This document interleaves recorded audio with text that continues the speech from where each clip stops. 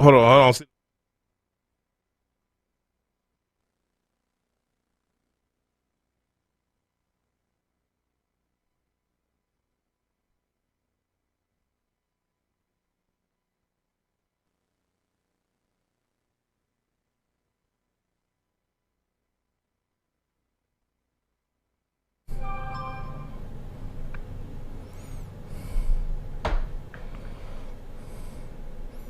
Yo, what's up, Detroit? Is definitely in the building via your headphones, stereo, and speakers.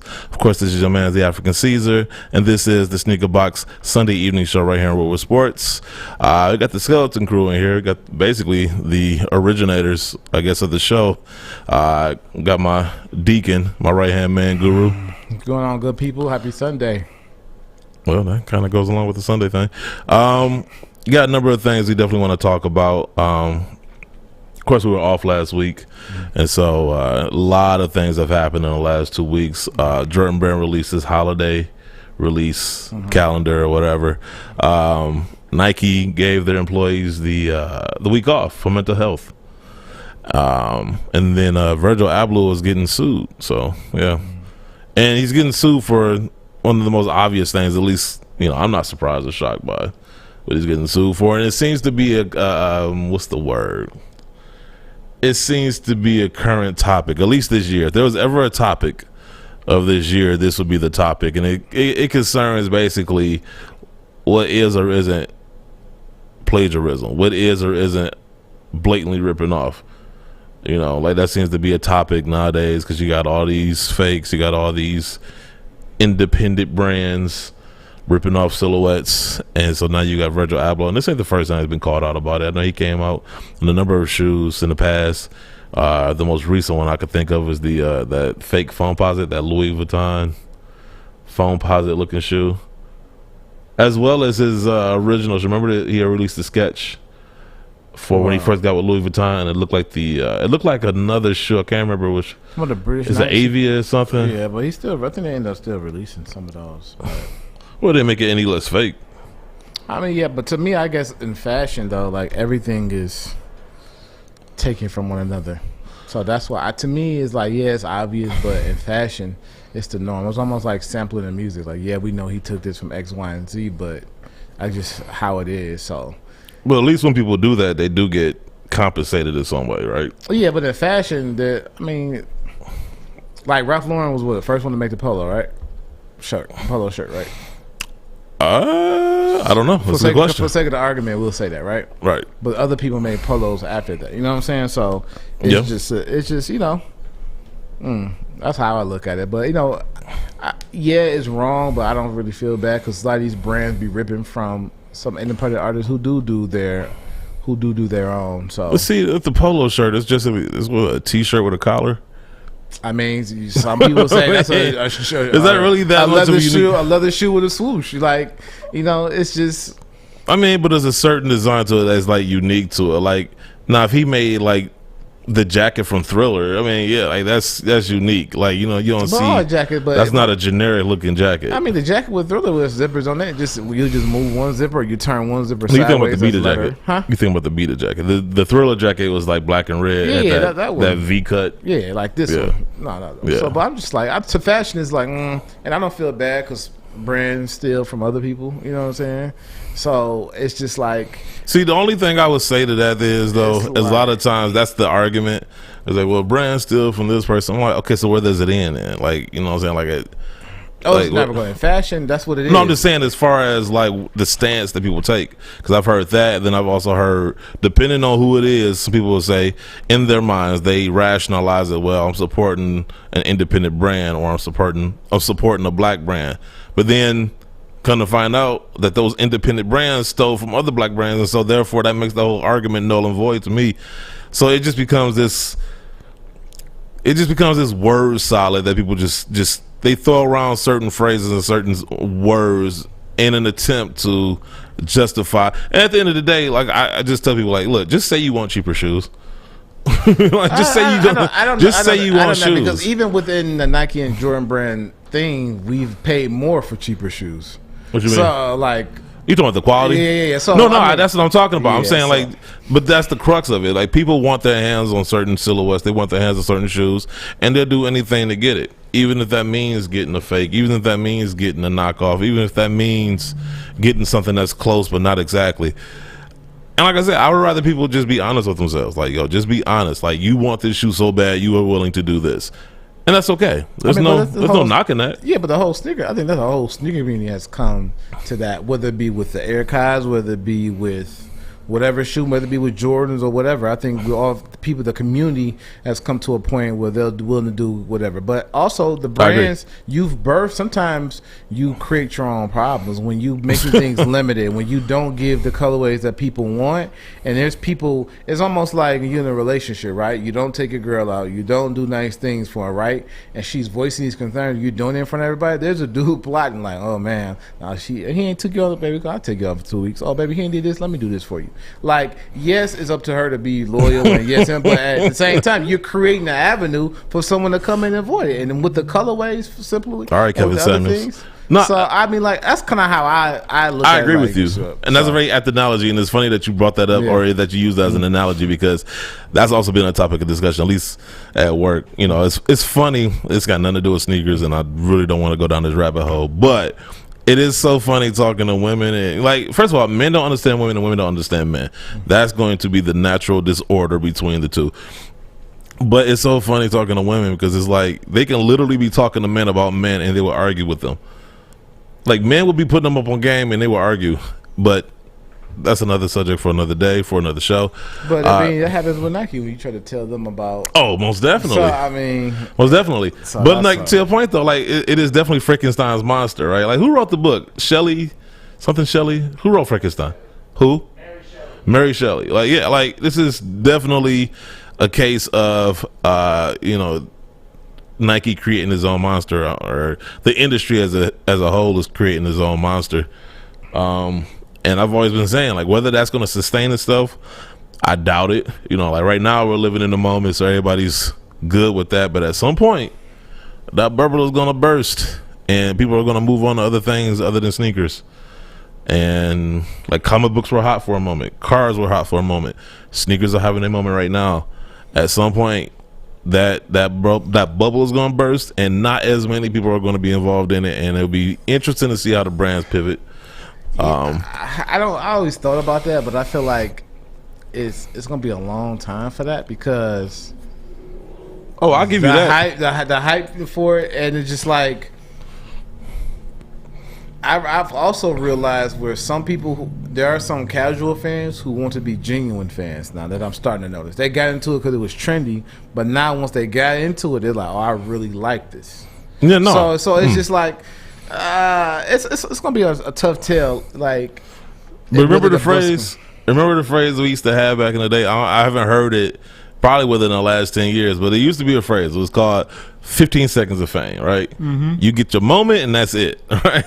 Now people have 15 hours, 15 days, 15 months, 15 years of fame, and things seem to go longer than usual. And you know, I don't know if you want to blame it on social media or what, but there is longevity in being famous for nothing, and so, or being notorious for nothing. And so, you know, if that applies to that, then it applies to other things. So, even with sneakers, and so, to your point, like, I agree with everything you're saying. I'm just interested to see how everything plays out. Because it just seems like everybody's kind of stuck in the moment, and not necessarily projecting or forecasting. So it'd be interesting to see. But with all that being said, let's get into some of this stuff. Social media. Follow us on Twitter at TSB_radio. You can follow us on Instagram at the SneakerBox_radio. And you can follow us on Facebook by looking up the SneakerBox Radio Show page. And I swear, we're going to get to our voicemails next week. I promise you. I know we got some people leaving us some voicemails.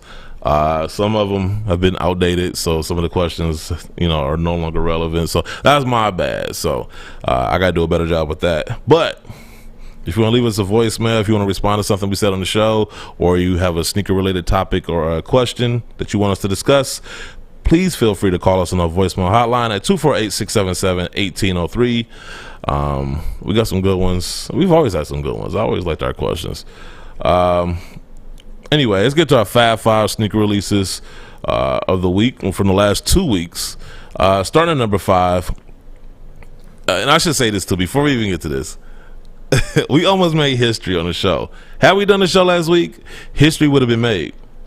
Because for the first time ever, and probably the only time ever, we would have had a Yeezy in the top 5 in the Fab 5.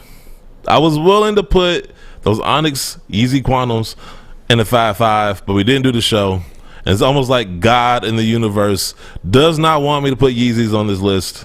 And so I will oblige them. I will oblige them. It's not too late. I don't go to church, but I will listen this time and not put the Yeezys on the list. Nah. God did not want those Yeezys on the list. God does not like Yeezys. I'm putting it out there. I doubt that. God does not like Yeezys. Well, I had watched the devil could be successful now. The devil got followers too. Yeah, but the Yeezys were pretty dope. I'm good. Pretty dope. Nah, not according. I'm not like on the high not according to Jesus. Huh? Not according to Jesus. He said no. Okay. Nope. No, or is it? I mean, sometimes we was gonna do the show last week. They would have been on the list. Jesus whispered in Adam's ear. Or it could have been the red guy trying to stop it. So the Yeezys couldn't be on the Yeezys be on my top 5 list. So the People's Champ has spoken. You the People's People's Champ. Can you just call yourself the People's Champ? I guess you can. The Rock did it. Yeah, People's Champ. It just seems weird. Yeah, People's Champ. All right. Well, number 5, we have the ASICS Gel A3 Okayama Denim. These are dope, and I'm glad we finally got an ASICS back. Wasn't this shoe on that? What you said? Hold on. Time out. I'm going off of what y'all went off of. Yeah. So how did it? I just said the last 2 weeks. This would have been higher if this was last week, but there's other shoes that have come out. Think about it for a second. So hold on. So more shoes came out than what you sent us. Yeah, what I sent y'all was from last week. That was last Sunday. But you didn't send this week for us to revote. Yeah, I was in a hurry. Hey, okay. I was in a hurry. So not that I was in a hurry. But if you watch the rest of the list, if you go off the rest of the list, first of all, I still took that red and blue. Woo, you and your Republican bag swinging this election.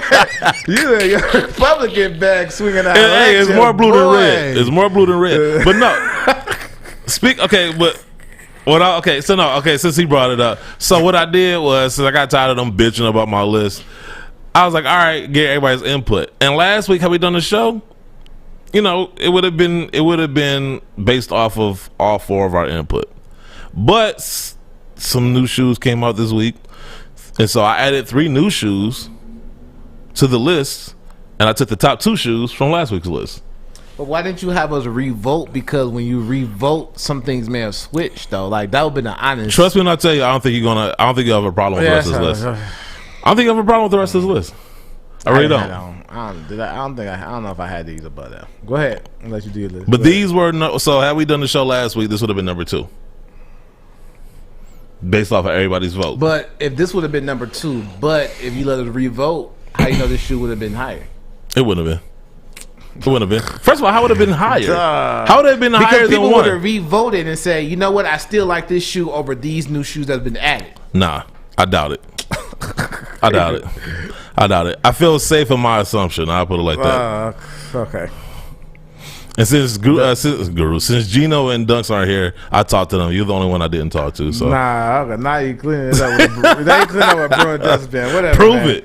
But no. Back to the shoe though. Like the ASICS. First of all, I'm happy that the ASICS made the list. I am a fan of ASICS. Happy it made the list. You picked. No, I'm saying because ASICS is just they've been relatively quiet this year. Like they haven't really had okay, I shouldn't even say newsworthy because I mean newsworthy in the sneaker community means like Travis Scott has to do it or something. I guess what I'm trying to say, because I do make the list, but it's been a lot. They haven't been making a splash as they have in previous years. You know what I'm saying? So, but this was a dope shoe. I liked it. I mean, you can't really go wrong with a denim sneaker. Yes, you can. Well, okay, that bad. You can. No, they weren't bad. Yeah, yes they were. They weren't. Come on now, they get that's just ridiculous. That shoe gets unnecessary hate. No, out of all them Denim 4s after them, I have a Denim High Tech Challenge Airbridge. Listen, the Denim 4s are dope, but that don't make the 6s trash. No, on the comparison of the Denim, come on, man. We say that's the problem. Whack because that's the problem. You saying they whack based on comparison, like comparing them to what?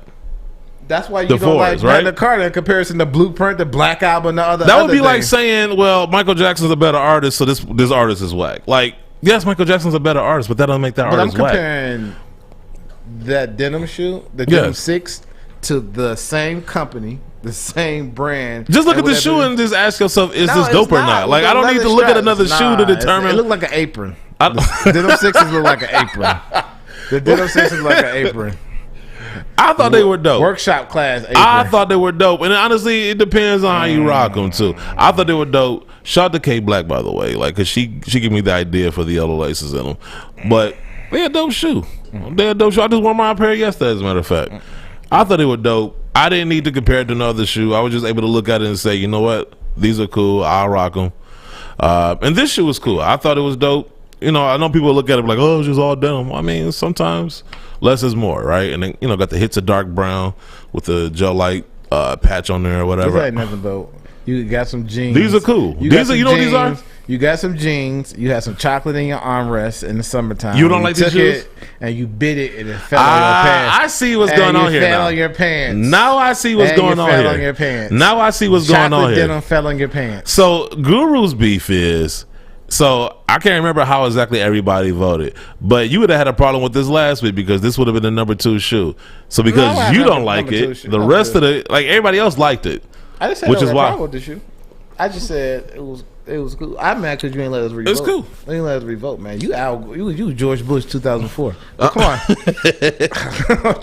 Recount. No, you talking about 2000? That was 2000. You should know 2000. Yeah, that was 2000. No, Obama that was 2000. No, because Obama won 08. George Bush won 2 terms. Yeah, so 04 was legit. 2000 was the 04. He went against the senator dude, John Kerry. Yeah, that's what he went to against 04. Yeah, that's what he went to 04. He won that legit because nobody wanted to vote for John Kerry. Oh, yeah, I would have voted for still. But I'm not even sure his wife voted for him. But look, the point is, 9/11 was when 2001. 2001. So 2001. Yeah, how you gonna say nobody wanted to vote after 9/11? And after the war in Afghanistan, we still looking for the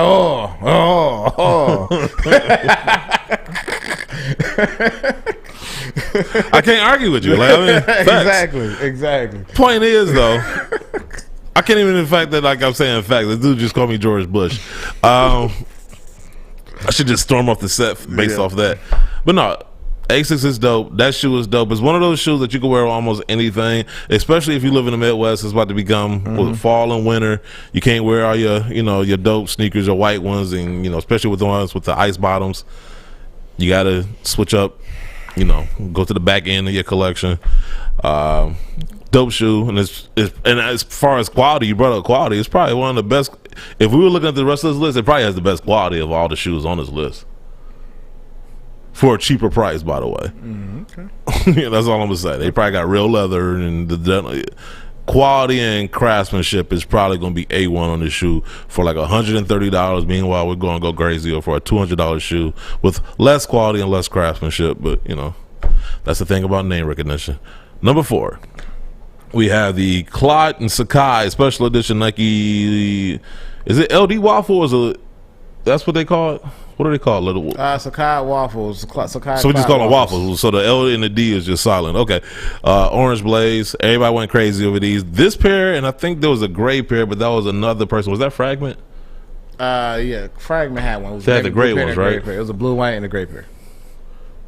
It was a gray and white pair that released, and then this pair that released this week. It was a navy blue pair. Or the last 2 pairs. It was navy blue. It was navy blue. It was navy blue in there? And green. It was navy blue and a gray pair that released. Okay. 2 separate, and then this one came. Okay, cool. Link not working. So these were cool though. I like these. Your link work? Yes. It's not showing up. Oh yeah, I like these. These are dope. Once again, I'm finding myself getting out of the what's wrong? Saying via private. Oh, is it? Yeah. Okay. Are we on private right now? Oh, okay. Anyway, this shoe, once again, like I'm finding myself getting out of like and I know it's not gonna make any sense because it's a Nike shoe and it's a collab, it's a Sacai, it's a CLOT. So I know what I'm about to say is not gonna make sense initially, but if you actually think about what I'm about to say, it will.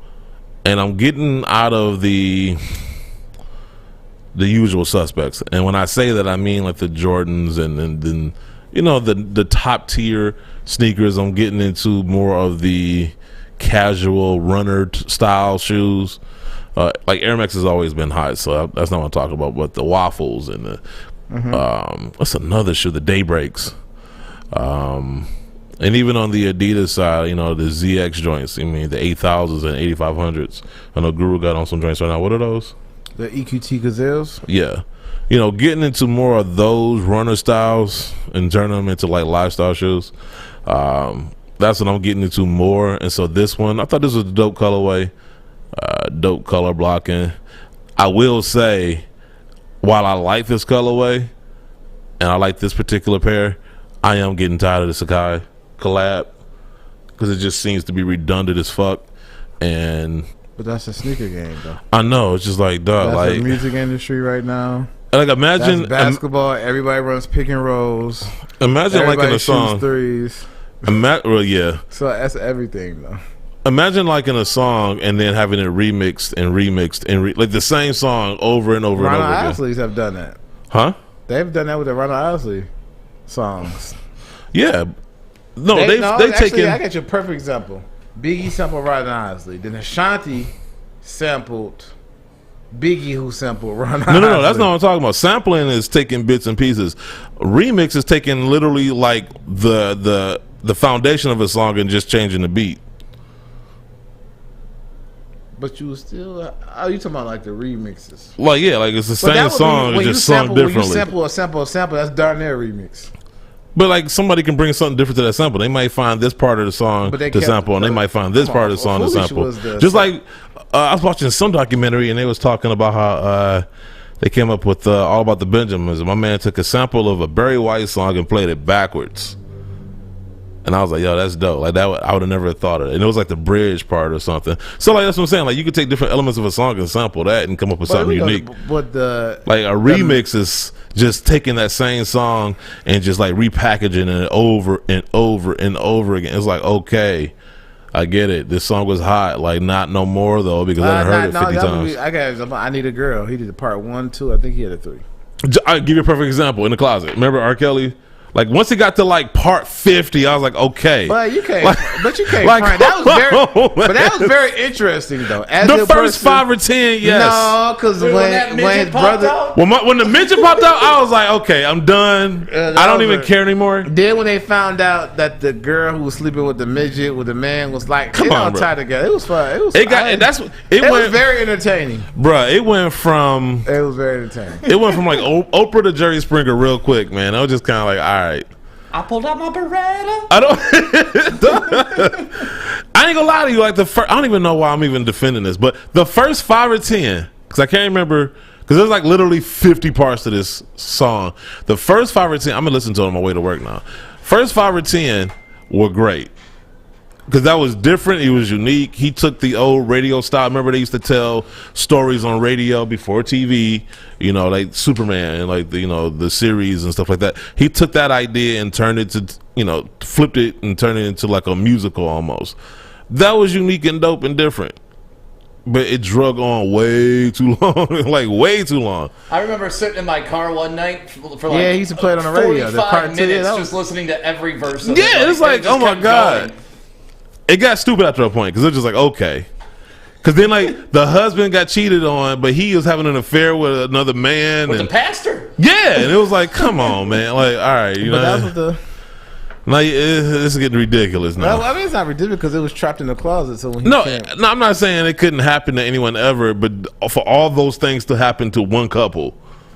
But it was like 6 degrees of separation. It was 6 degrees of separation from different angles. Like I said, when the midget showed up, not that I got anything against midgets, but when that midget showed up, I'm like, how is he going to make this work? And he tried. And to me, he didn't succeed. But, Anyway, I'm pretty sure R. Kelly got bigger things to worry about right now. Number 3, we have the Air Jordan Retro 13 Obsidian. I didn't go after these just because I had the He Got Games, and I just figured why.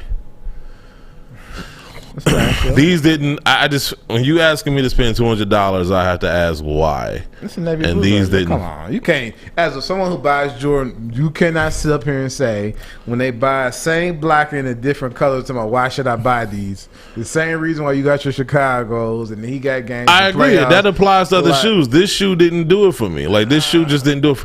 Like it wasn't that much of a distinction for me to be like, yeah, I need these. Like I just wasn't moved by them. It just. You can't wear your He Got Games. Just with Kanye blue, shrugged though. them, huh? You can't wear your He Got Games with navy blue though. That's true. I can just wear my like navy blue 12s, or I can wear my Flint 13s, or I can just wear like I have other blue shoes. I don't know. I looked at this shoe and I was just like, do I really need these? And like no, like I don't know. It just didn't seem. It just wasn't doing it for me, man. I'm not saying these are trash either. I'm just saying I wasn't blown away by them. And so, like, I don't know, I just felt these seem very lethargic to me. If a shoe was lethargic, these would be it. And I just, once again, I'm not saying these are trash. I'm just saying I'm not wild. Especially not enough to spend my money. Now, whether or not other people spend their money, that's their business.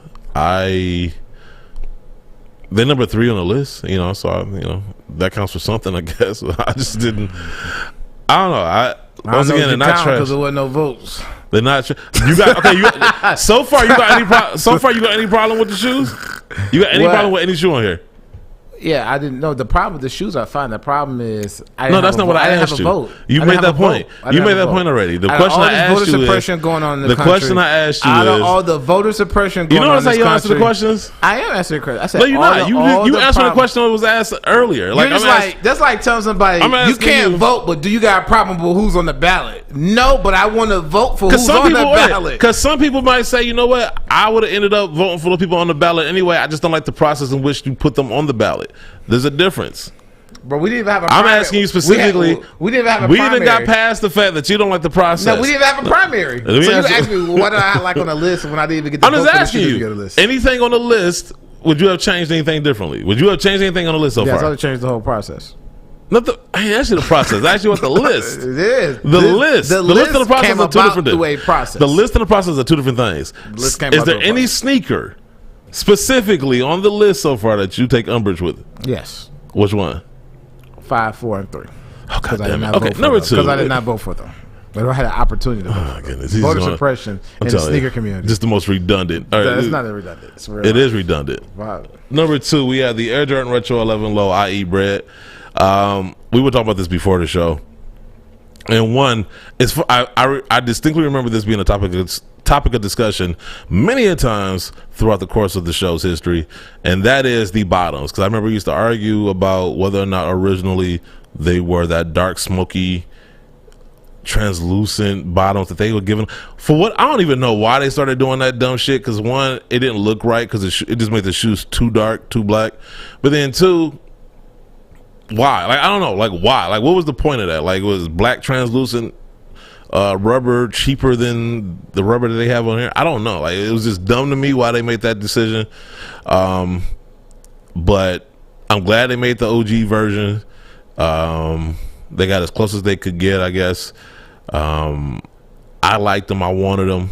And this shoe was definitely one, if you were to gauge the reaction that people had before the release, this shoe definitely seemed like it was one for the collectors, not necessarily so much for the general sneakerhead. Mm-hmm. And because of that, I don't know why you would think I would have learned my lesson, but I mistakenly thought these would be relatively simple to get.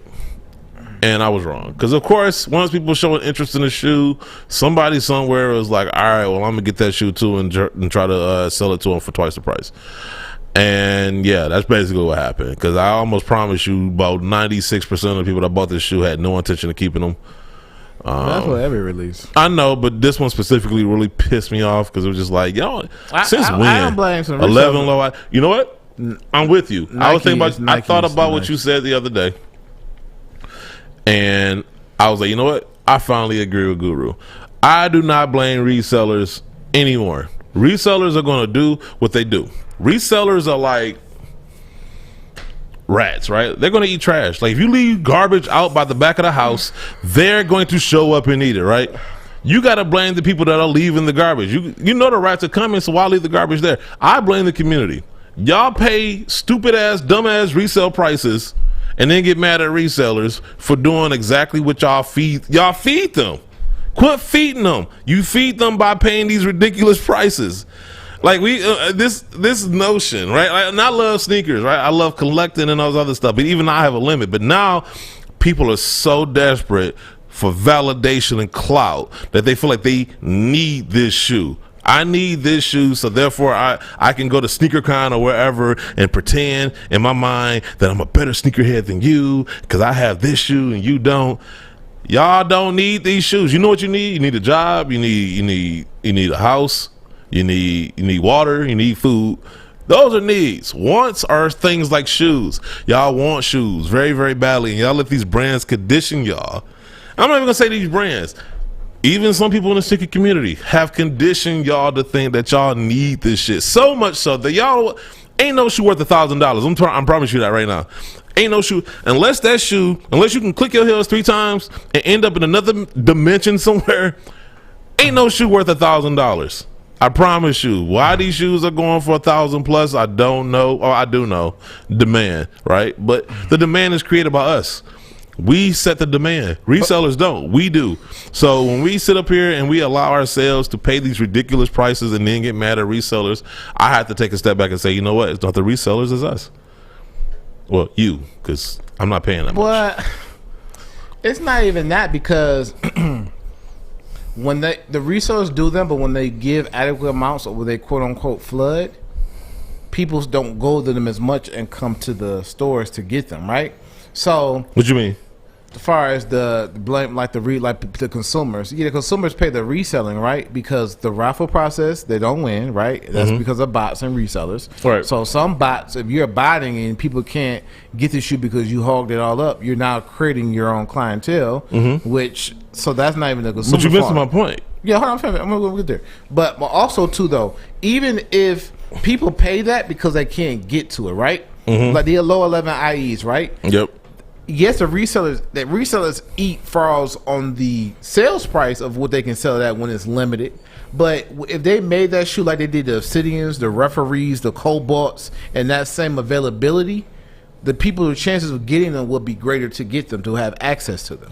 So that's my problem with it, is that you made all those other colors readily available than the one that everyone really wants, that's original, that color made us fall in love with the Cobalts, the Maze, and all the other colorways, and you made it limited. Like, that's the problem I have with it. Like, come on now. I would have never thought, if you told me to be January 1st of 2021, which shoe would be easier to get, Thunder 4s or low 11 IEs, black and reds, I would have told you Thunder 4s, hands down. Now that this release date is came and passed, whoa, boy, would I've been wrong, because the availability issue on it. I just want to point out one thing. Stick timestamp this. I 2 minutes ago I said I agree with Guru. And then just to have him kind of argue the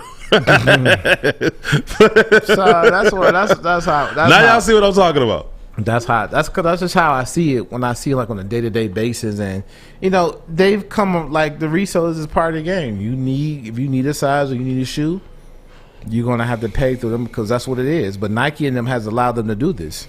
When you allow people to bot up your website, when you allow people to leverage their relationships and intel from inside the company to build $1 million enterprises, these are things that come about this. You know what I'm saying? When the raffle process, when that first come first serve goes away and it comes with a raffle process now, like, these things are now implemented where now people can't just walk up and get the shoe.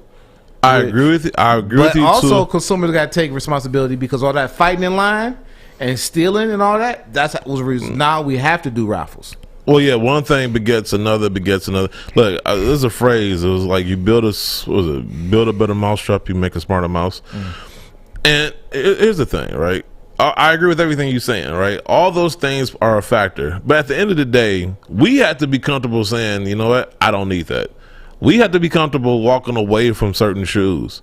We don't have to have it this month. There's been plenty of shoes I walked away from, and then like a year or two later, I came across them for a better price. You know, I played the long game. Like, shout out to Jumpman Ballstick, patience. And you know what I'm saying? We have to be, like, we are so in the moment. Like, I guess that's going to be the theme of the show. We are so stuck in the moment where we like, I need this shoe right now. Fuck waiting a year. Fuck waiting 2 years for for the hype to die down and, you know, possibly getting them for a decent price.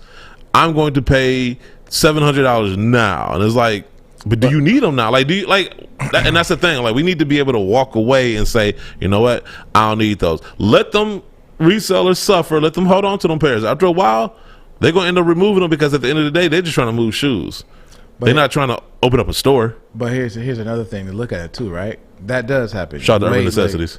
Right? You wait, shoes drop in value. Yeah. There's a flip side where it happens where shoes appreciate. He got, prime example, last shot 14s. You could have got them for 182, 250, right? At the most. Now, you can't get them no less than 350, right? No one would have saw that coming with that shoe, right? Yeah. So when the Last Dance dot came, we never would have thought it would have came to that. Now I can't even look. I wanted He Got Game, so I'm gonna get them later. Now I should have got them for $275 because now they're going for $350 and up. So it's a double sided coin. But that's the risk, though. That's what I'm saying. So you should go without a shoe. Without a shoe. Yes, go without a shoe. No, like look. Most of us got like 50 plus pairs. Even if you got 20 plus pairs, right? Once again, this is why I differentiated between need and want. You really, really want this shoe.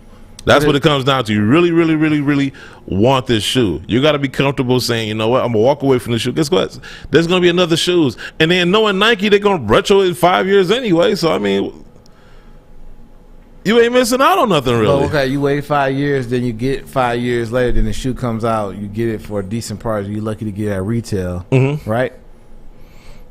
And then after you buy the shoe, you can't fit it, right? You either lose weight or you gain weight, right? So now I can't account for every variable now. Like whether or not you, but if you're going to say it, man, I'm you just gotta saying, stick with the LT, man. You gotta stick if you was with the 800 LT. pounds 5 years ago, and then now you down to $150, look, man. Go. Shoes, look, shoes I appreciate, man. We go never, accordingly. Now I wish I'd have adjust bought, for your shoe size. Saying, I have more reasons where I have more stories of I should have bought a shoe then than now than I have a shoe of, hey, I waited on this shoe and got it at a better price. All the Kobe's I wanted, Kobe 1s, 81-point games, $8,500 on StockX. Now, anything less than 300. Like, the Kobe's really taught me, like, I got bit in the butt for passing up on some of those. Zoom Flight, the Gary Payton's, the gloves that zip up, black and white ones, right? There, StockX can't get no less than $350, $400. Gary Payton's. Yeah. So it's just like, look, it's human nature to regret. Like, I'm not saying it's not shoes that I didn't regret getting. I mean, because first of all, nobody saw his untimely death happening, right? So I mean, that's unique in his own self. I'm just saying, like, I can't tell you the peace I feel now, where it's like, you know what? Like, this is the first shoe, this 11 OIE, is the first shoe that I was really bothered by as far as missing out on. Other shoes, I'd be like, damn it. And then I'll move on because it's like, you know what? I ain't need it. But here's the thing, though. Everybody isn't Caesar of the East Side. I love, once again, Stick. Caesar of the Stick. East. I want you to timestamp when I said I agree with Guru and I begin. Guru's been making a point for episodes. How the community needs to take responsibility for resale, and then when I finally agree with this dude, and I this also dude put pivots. brands. I put it on brands too, though. I really. And then this dude pivots, but I was speaking. But you was pissed though. You. No, I was aiming it more at the brand because the brand situation was. Because that was bullshit. Exactly. No, that was bullshit. That's what is the game. No, because we all know shit like that happens. What pissed me off about that whole situation is Nike tried to play everybody dumb by acting like, oh, well, we knew, but they was like, well, they threw her under the bus. We didn't do an extent. But she told y'all everything. I was like, okay, well, what did she tell you? Okay then. So if she told you everything and you telling me that she made bad decisions, then that means you made bad decisions by allowing her to continue to work there, or allowing her to keep, whatever business she had running as she was an executive for your business. That's what I took umbrage with. So what about like the retail brands that let one person have 4 multiple emails to win shoes? That's not our fault. No, I have a problem with that too. Yeah, so I have a problem with that too. No, listen, I've always said it was the pie chart, but lately, I've been expanding that pie chart. I've been giving more percentages of that pie to the to the community, because I'm like, look, at the end of the day, if they ain't got nobody to sell to, then who they selling to? But you sold some of your collection. I would take and make you a reseller. Oh my God, I got rid of my collection. I'm not gonna give them away for free. Okay, so you reselling. I'm not gonna give them away for free. But look, but did you sell them for retail so other people could have a chance to get those shoes at retail who missed out on them? Yo, I want somebody. Look, ask anybody I sold the shoe to. I think the most I sold the shoe was like 180, 200, maybe around there, depending on the shoe. You saw it was Jordan 1? What's Jordan 1? Did you sell for 180, 200? Which one? No, I'm just asking you that. The shoe that you sold the most of. It was like 180, 200, like that. And I think he told me down to 180. So you're down to 180, right? Yeah. The shoe was 160. You still charged. No, if the shoe's going for like 500. No, you still. But the shoe's going for 500. Retail. You see, like, you use come on, the resale bro. market Come as on, his bro. margin. If I the retail, that's shipped, so I'm actually taking a loss because it ends up being 160 anyway. No. 19. Yeah, it's like $19 no, to but ship. he paid 180. Yeah, if you get The you get a shoebox says $160. 160. That's what I'm saying. You pay basically for shipping. That extra $20 for shipping, so he pretty much got it for retail. No, he didn't get it for retail. He got it for retail. If you pay 180 shipped, somebody paying for that shipping. You did. You just boxed it in the price. Right, so he only paid 160. So I mean, if you look at it, he only paid 160 plus the $19 to ship it. No, bro, you didn't charge that man retail. Shipping was $19 and some change, and then so basically he Why paid you didn't give him 160. free shipping? Why you just tell him 160 plus tax with shipping, free shipping? I mean, I kind of did. Not really. Exactly. So I mean, I kind of did, but I didn't. Man. I'm just saying, I kind of did, but I didn't. Point is, I didn't tax him. I didn't say 500. I didn't sit there and say 400. I probably could have got a lot more money for a lot of shoes, but me knowing how hard it is to find a size 15 in certain shoes, I'm like, all right, you know what? I'd rather somebody enjoy this. I've given away shoes for free. I probably given away, I mean, I don't know how many account, but I've given a lot of shoes to like kids or just to people in general. Like just needing shoes. It's like, once again, I know how hard my shoe size is to find, so I try to look out as much as I can. And if I do feel like, if I'm trying to get rid of a shoe, if I got something I got to handle, it's like, all right, cool. Like, okay, we both win. I get a little bit of change. You get the shoe for way less than you would have got anywhere else. So win-win. If you paid above retail, it's not a win. Oh, they ain't pay above retail. They pay retail plus shipping. That's what they paid. America, he ain't gonna catch me on this. But you try, you nah. Salad, man. Number one. Go ahead. Number one, we have the Air Jordan Retro 14 Low lipstick. This is definitely, honestly, this is one of my favorite shoes of the year. Shout out to the ladies. I'm glad the ladies were able to eat off of these. I'm glad they put more focus on telling women or giving women colorways that they actually like instead of just putting like pink and sky blue on the shoe and calling it a women's release. And it seemed like they put some thought behind this. This was like a design after some lipstick. I forgot which brand it was, but that looks like a Johnny Gill video. Red dress, black hair. Okay, I'm mad because they didn't come in men's sizes, but no, I mean I'm mad these didn't come in men's sizes, but at the same time I know extended men's. Yeah, but I mean they was men's. making it a women's release, so I ain't mad at them. You know what I'm saying? Like I can want them, but still I am mad. I ain't mad. I mean, I could want them, but still not be mad at them for making it focused on the lady. So you this can still make it focus on the lady because white women have bigger feet now. So ain't no women wearing size 15. Gender neutral. So I mean, ain't no women wearing size 15 around. Yeah, it's for the girl who played for the Vegas. What's her name? Cambridge. Brittany Griner. Brittany Griner wear 15. No, she doesn't. What shoe she wear? She was a 13 and a half. She wear 13 and a half? Yes. Wow, you sure? Yes, I looked. Oh, you told Nike that, so you should use them on the 15s. Exactly. We know how you get down. Exactly. Wow. No, I ain't got a problem, with the ladies getting their own shoes. I know a lot of dudes be like, man, that's some bullshit. No, it ain't, man. Look, they've been ignored for years as far as the brands and stuff. And so the fact that they getting their own stuff, that's fine. I ain't worried about it. Shit. Let them eat. But let's get this ugliest release. The Nike Air Max 90 laser. Sometimes I just be like, why? Like sometimes I just feel like they be throwing shit out. Look like that Disney movie with the Hawaiian dude. The Rock, you're welcome. Yeah, that dude. Yeah. What's that, Moana? Yeah. Yeah. So. This shoe just looks disgusting. Like some shoes just look like they got some type of illness. Like there's been shoes where I just be like, yo, these look disgusting. Damn, that's an old graphic. But yeah, this shoe is just horrible. I can't, man. I don't even know what to say. Like, I mean, I just feel like y'all see it. Like, that should be enough. Like, y'all got eyeballs, y'all see it. Like, once again, I say this every time we get to this part of the show, but I would love to be in a room where because that's what, every shoe that comes out, they got to get approved. Like, whoever designs whatever shoe has to run this by the superiors to get the okay for it to get released. Some shoes get released and some don't. And I can't tell you how frustrating it is to sit here knowing some of the shoes that they didn't release. You was there. Mm-hmm. And to see shit like this, it's like, come on, man. It's like, y'all held up on that, but release this. Okay, that make sense. They got to please everybody. We ain't everybody, so come on, bro. I feel like you just being devil's advocate today. No, I'm definitely not that. But I feel like any other time you'd be like, yeah, like I don't understand this either. I mean, because I've grown to accept with the sneaker game what it is, though. I refuse. It's not just us. It was a point in time where we were the majority. Now we are the minority. So it's mostly hype beasts and casual people. I mean, being black, I always felt like we always the minority. Hey, we was the minority, and we kind of went to the majority. Now we're back to the minority. So I mean, Stick, what are your thoughts? So I always throwing it to Stick. I love black people. Thank you. Now, Stick is definitely welcome to the barbecue, by the way. Oh, he does not like raisins in his potato salad. At least I don't think. Okay, cool. Just wanted to make sure. You never know. No fruit. Chicken salad, too. I hate when people put fruit in chicken salad. And it's funny, though, because I actually thought that was, when you hear it, it's like, okay, that's a joke.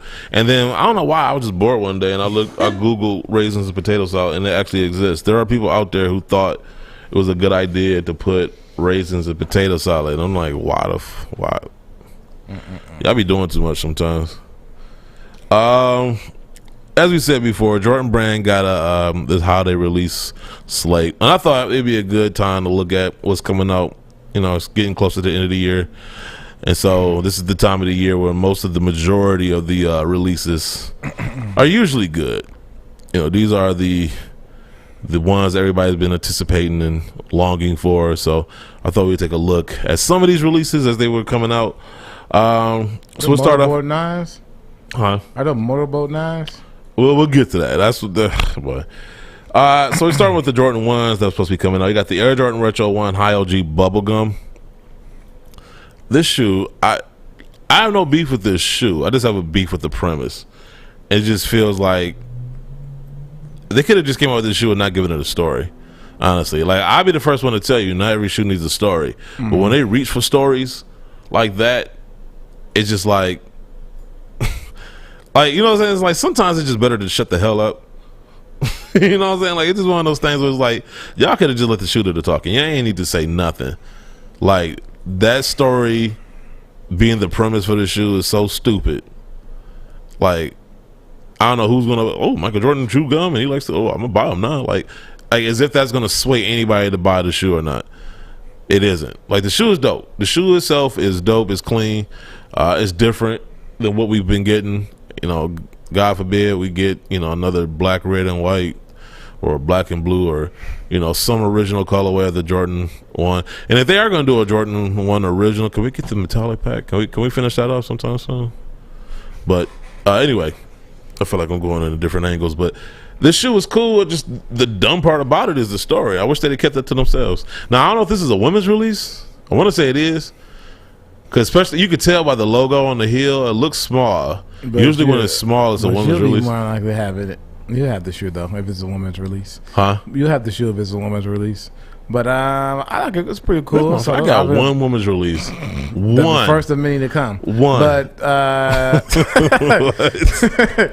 but no, I think it was nice. I prefer to have it released in the spring where you're wearing the navy blues and pinks around Easter, maybe. Yeah. No, I agree with you on that.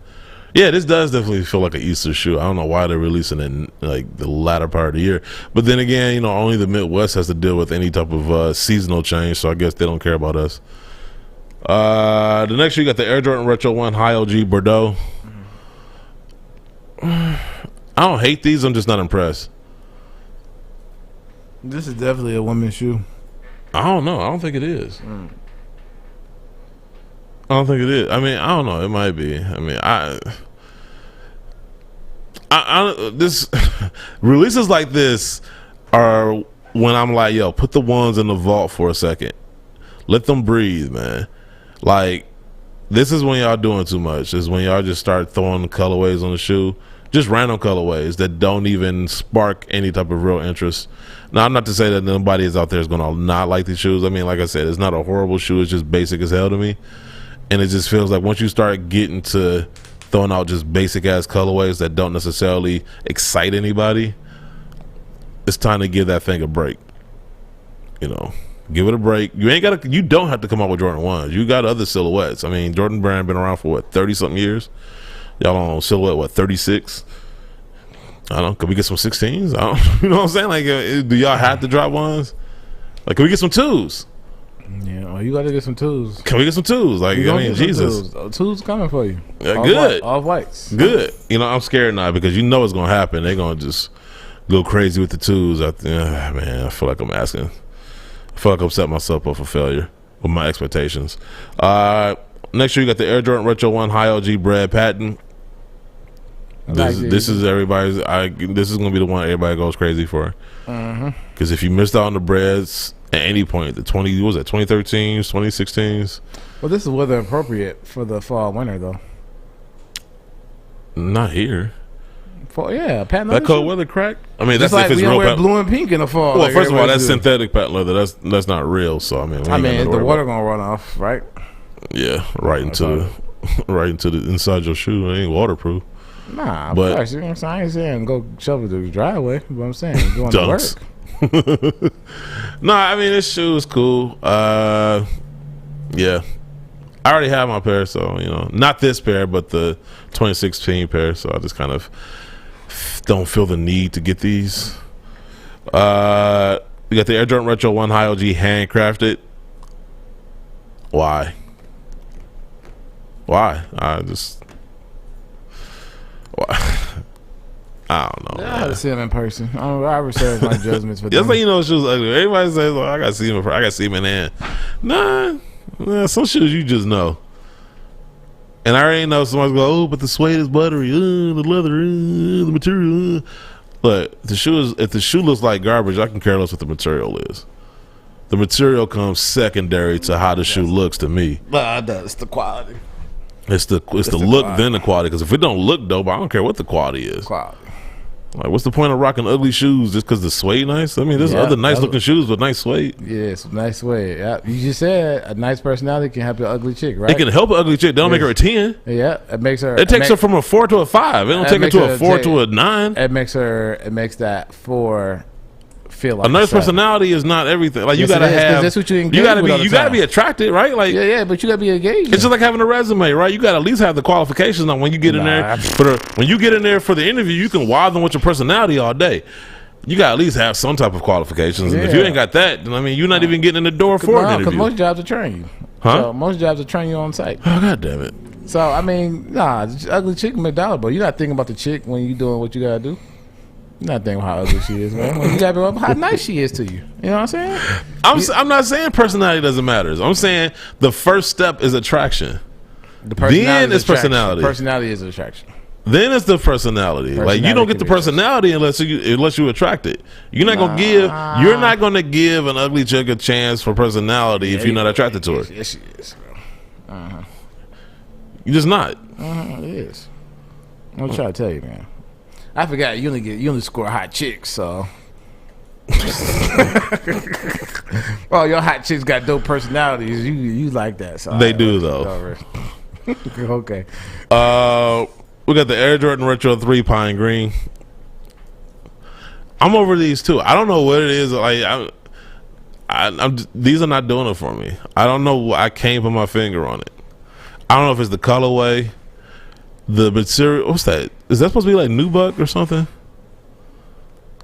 It's like that weird material where it's like you can see the grain of the leather, but it has like that nubuck feel to it. Mm-hmm. I can't. That was on the 14s, the yellow 14s. Yeah. So it looks like that type of material, and it looks ashy as hell. I don't know. Just something about that shoe ain't doing it for me, man. I don't know. That's all right. Yeah, I don't see have a myself black going and out my way to green get those shoe, though. So I might look that way, but it's not like a must-have. Yeah, that's what I'm saying. Like yeah. The next shoe we got this shoe. Oh my god, Air Jordan Retro 3 Camo. Man, look.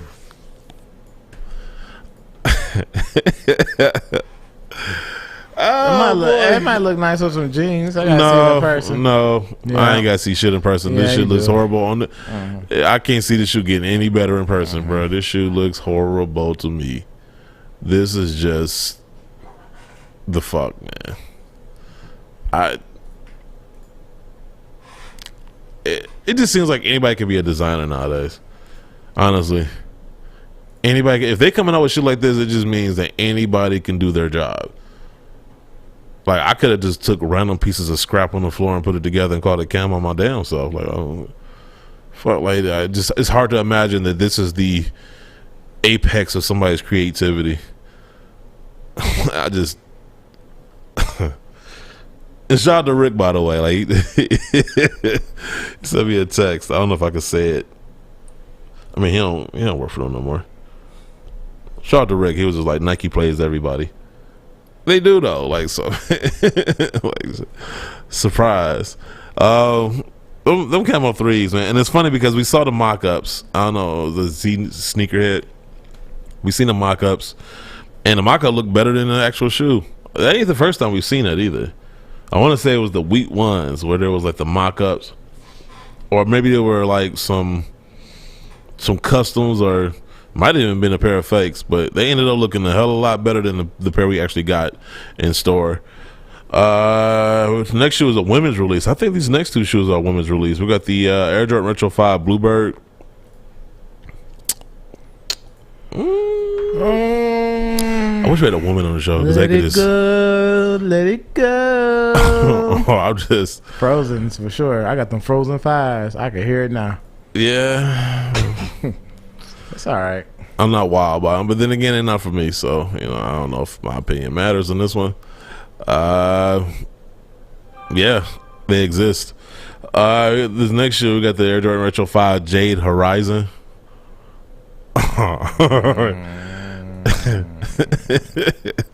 Sometimes you just gotta laugh to keep from crying, man. Sometimes it's just why. Sure. I want to see somebody put the fit together with this one. I'm interested to see how they piece it together. This shoe is very what you say, interesting. Can you go to full screen again? I want to see if that toe, that the outsole of the toe, is that translucent, or is that look translucent, the toe? The black part is not, but no, is that solid rubber? Okay, it looks like it. Okay. Yeah, just you know what's really bothering me about that shoe? It's the eyelets, that yellow. I don't know why they didn't go with the dark green right there. I think it's the tongue for me, because that's the one color that doesn't really not nowhere else. Yeah, I don't know. I just I don't know, man. Moving on, man. Now this is the shoe you was talking about. Air Jordan Retro 9. What's that? Chili red, child red. Now you did mention the Motorsport, and that's the first thing I thought of too. But I thought the Motorsports had like a black midsole. It was all suede. Yeah, it was all suede. This is patent leather with the suede. Man, I like red shoes too. These ain't it. These ain't it for me. I'm sorry. I don't know. Of course you saying that with all blue on. Wow, I got red in here too. I got red in here. Nah. Shout out to LT. Nah, blue. This shoe ain't doing it for me though, man. I love all red shoes, but these just ain't.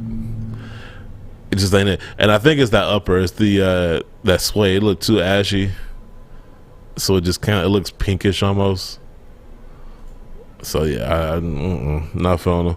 I got the Air Jordan Retro 12 Royalty. This is Guru's favorite release of the year. Nope. I just I'm gonna say this until I'm blue in the face. I wish they would go back to the OG style, at least the shape of the Air Jordan 12. I buy it. If I buy it, I'm dyeing that side panel black. Oh, that gold piece. Got me some taxis. Switched them laces for some white ones. A white thin rope. Oh man, the Jordan brand and Nike, they are infamous for doing this. They're infamous to like, oh, what do y'all want? Y'all want taxis? Okay, y'all want taxis? Did I hear royalty? Taxi, like, cool. We're gonna give you a lift. Yeah. And so I mean, they didn't tease y'all so often. Like that, I swear they came out with a pair not that long ago that was close to the taxis too. I can't remember which colorway that was. Was that a Chinese New Year joints? Yeah. Got the Japanese lettering on the tongue, or Chinese letter. I'm sorry, Chinese letter. I'm about to get canceled now because I done messed up. That done crossed the cultures. I got the Air Jordan Retro 13 Quart Purple. This a pass on me too. It's a pass on me too. We done went over like what 10 shoes, and I only thought like one shoe was worth going after. That's fucking sad. If someone has the Lakers, they'll complete the collection. Oh yeah. If you're a Laker fan, like, this is for you. But other than that, if you're like an old school Bucks fan, this shoe is for you too as well. Yeah, it looks like something Ray Allen would have wore. Oh yeah, most definitely. I don't know. And 13 is one of my favorite Jordans too, but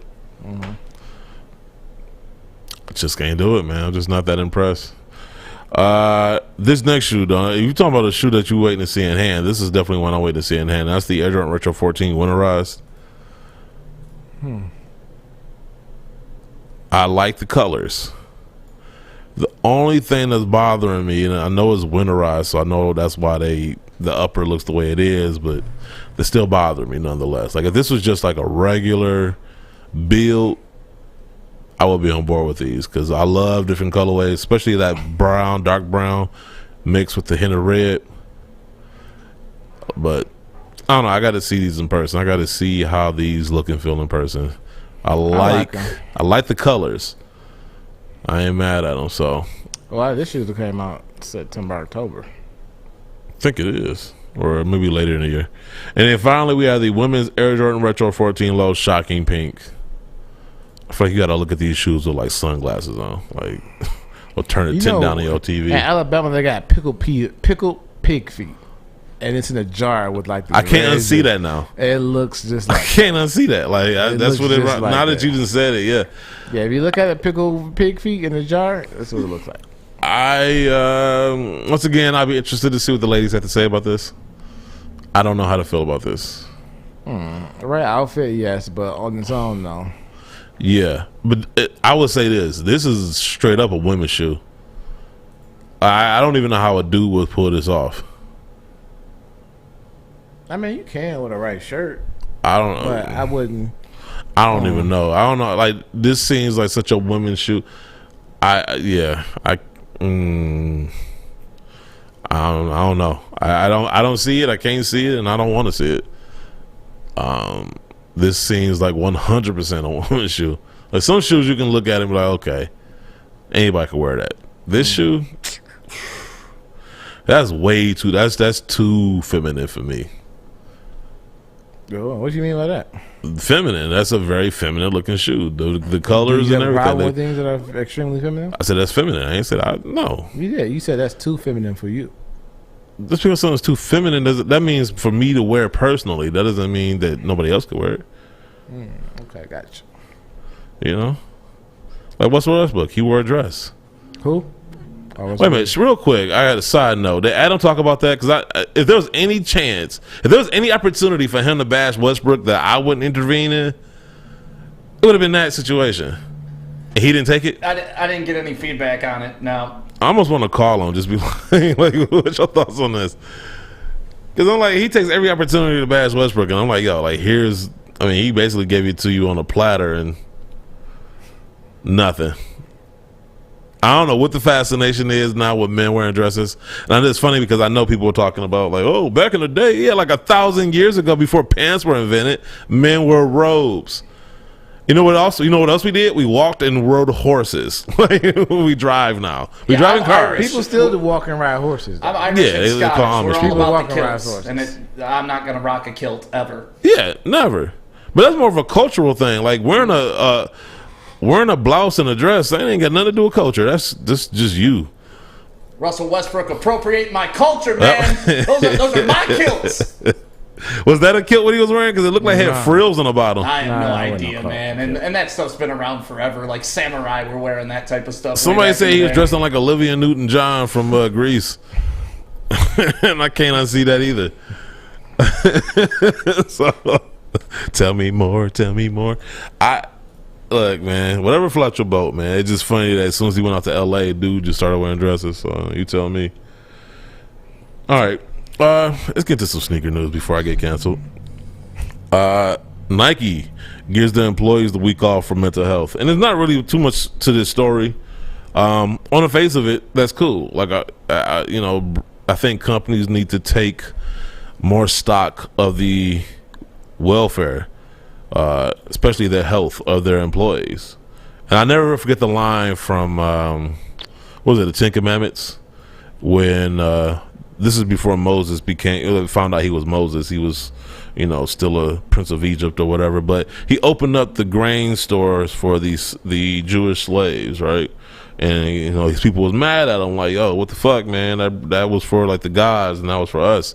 And he was just like, yo, like, they need to eat. He was like, the sick make few. No, he didn't say the strong make many. He was talking about as far as bricks. He was like, the strong make many, the sick make few, and the dead make none. And I thought that was such a dope line. And you apply it to business. Like, the healthier your employees are, the more productive they are. You look at a company like Google and how they treat their employees, and they get the most out of them. You know why? Because it's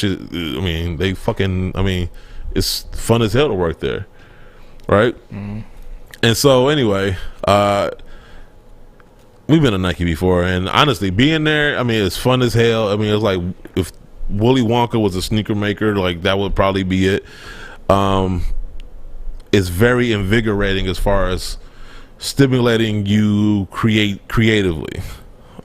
And I think, but all that being said, I think it's dope that a company, especially within the sneaker industry, is thinking of their employees' well-being. But somebody asked me the question, and I had to bring it up. I'm like, yeah, they give their employees at Nike HQ the week off, but did they give their employees at the warehouse the week off? More importantly, did they give their employees that work at these plants in these third world countries the week off for their mental health? Well, that's the factories are ran by the communist country, so the factories are ran by the government. I'm 100% agree. I'm just saying, stores, though, your retail aspect, they have some say though.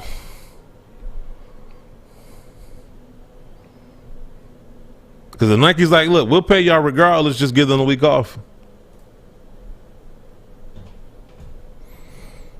What's it to them? If you making shoes and Nike says, hey, we don't need any this week, then shit. Like, if I'm the owner of that plant, like, I'm getting paid regardless. So whether you work or not, I don't give a shit. Yeah, but I'm just saying, like, I just when you talk about trickle down, the dynamic of their agreement. It's funny what trickles down and what doesn't. You know what I'm saying? So, while I do think it's a nice gesture, I don't want to rain on the parade too much. I do think it's a nice gesture because I don't think people put enough into mental health. Now, I do think people take it too far, where they become super sensitive and super. With anything, there's always extremes on either side, right? There are people that look to take advantage of something on either side, right? You got the employer looking to take advantage of their employees, and there's always the employee looking to take advantage of the employer. Like working at the plant, FMLA, I don't know how many times, boy, that thing gets thrown around so often, and I know it ain't just for the the needs that people say that whatever. I ain't trying to go there. I'm just saying. There's always people looking to take advantage. Tell them, dog. Why are you I ain't telling people. Listen, I ain't telling people nothing that they already know. Point is, there's always people on either side. FCA. There's always people looking to take advantage of opportunities on either side, right? So my whole thing is, it's nice to see employers you never know when you might take FMLA to go meet a reseller to get a shoe you want. No, no, that just won't happen. No, that's just ridiculous. Yeah, it ain't that important. Ain't no shoe that important to take a whole day off. What shoe? You never know, man. Ain't no shoe worth that. The Air Seizures. You might not do it for Nikes, but you'll do it for a jersey. I ain't gonna do it for no jersey. You definitely do it for Why would I do it for a jersey? Huh? Why would I do it for a jersey? I'm like you act like we don't have mailmen and postal services and I mean, you do. You have, Like why? you have why am I taking a day off? Your for that? mailman is from the private sector, because I. So you know what I'm saying. That's why. I'm just saying, like that just seems unnecessary. Like I'm gonna take the day off for what? To get something I can get tomorrow or the next day. So I'm gonna miss out on. I'm not gonna You say don't act much. like you so patient. No, I'm not. But Okay. but it's Okay. it's the cost benefit. Like so, I'm gonna miss out on. I'm not gonna say how much I make, but I'm not gonna miss out on that money to get something that I'm gonna get anyway. That's just ridiculous. It makes absolutely no sense. So Nike had made a post, you at work, and they had shoe you always wanted in stock on sale. Mm-hmm. You wouldn't take a half day to go get it? I want to make phone calls and be like, yo, like, can you go get this from me? Everybody's not Cash at the. shoes, so. No, I'm saying I would call friends that I knew were off. I mean, I work nights, so I mean, if it's happening during the daytime, I mean, I'm off anyway, so I mean, makes no sense. But Could take it off. We could have a midnight madness like on Black Friday. I'm just saying, like it got to be worth me taking off. Do I want to waste this vacation day on this? Do I want to waste FMLA? Because you don't get paid for FMLA, right? So is it worth you taking that time off? If you got bread like that, I mean, first of all, if you got bread like that, disposable income, and you can just take off to go get a shoe, then it's like, why are you working for somebody else? But because people save or made good investments. I mean, you can't stop working. Okay, well, if that's what your priorities like, then, who am I to tell you differently? I'm telling you, for me, no, I'm not taking off a day to go get a shoe. That's just ridiculous. When I was younger, yeah, because it was all about getting the next shoe. But as I get older, I'm just like, no shoe worth all that. Like, I mean, think about it. Like, this is how I look at it, right? Let's just say that Nike came out with a shoe here and was like, they're releasing it here or whatever, right? I got a pair of shoes that they only released in one store on the planet. You know what I'm saying? And I didn't have to be there to physically get it.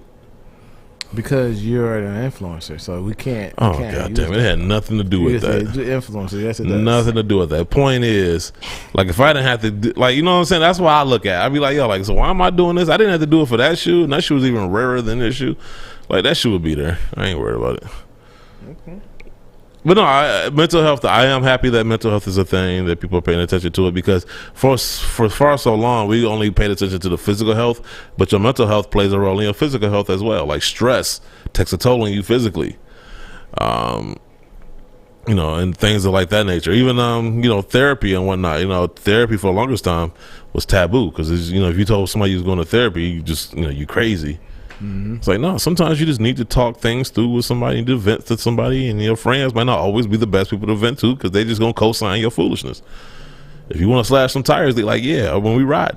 You know what I'm saying? It's like, you don't need that sometimes. You need to, you know what I'm saying? You need somebody to tell you no. Mm-hmm. Let's find a more productive outlet for that anger or frustration.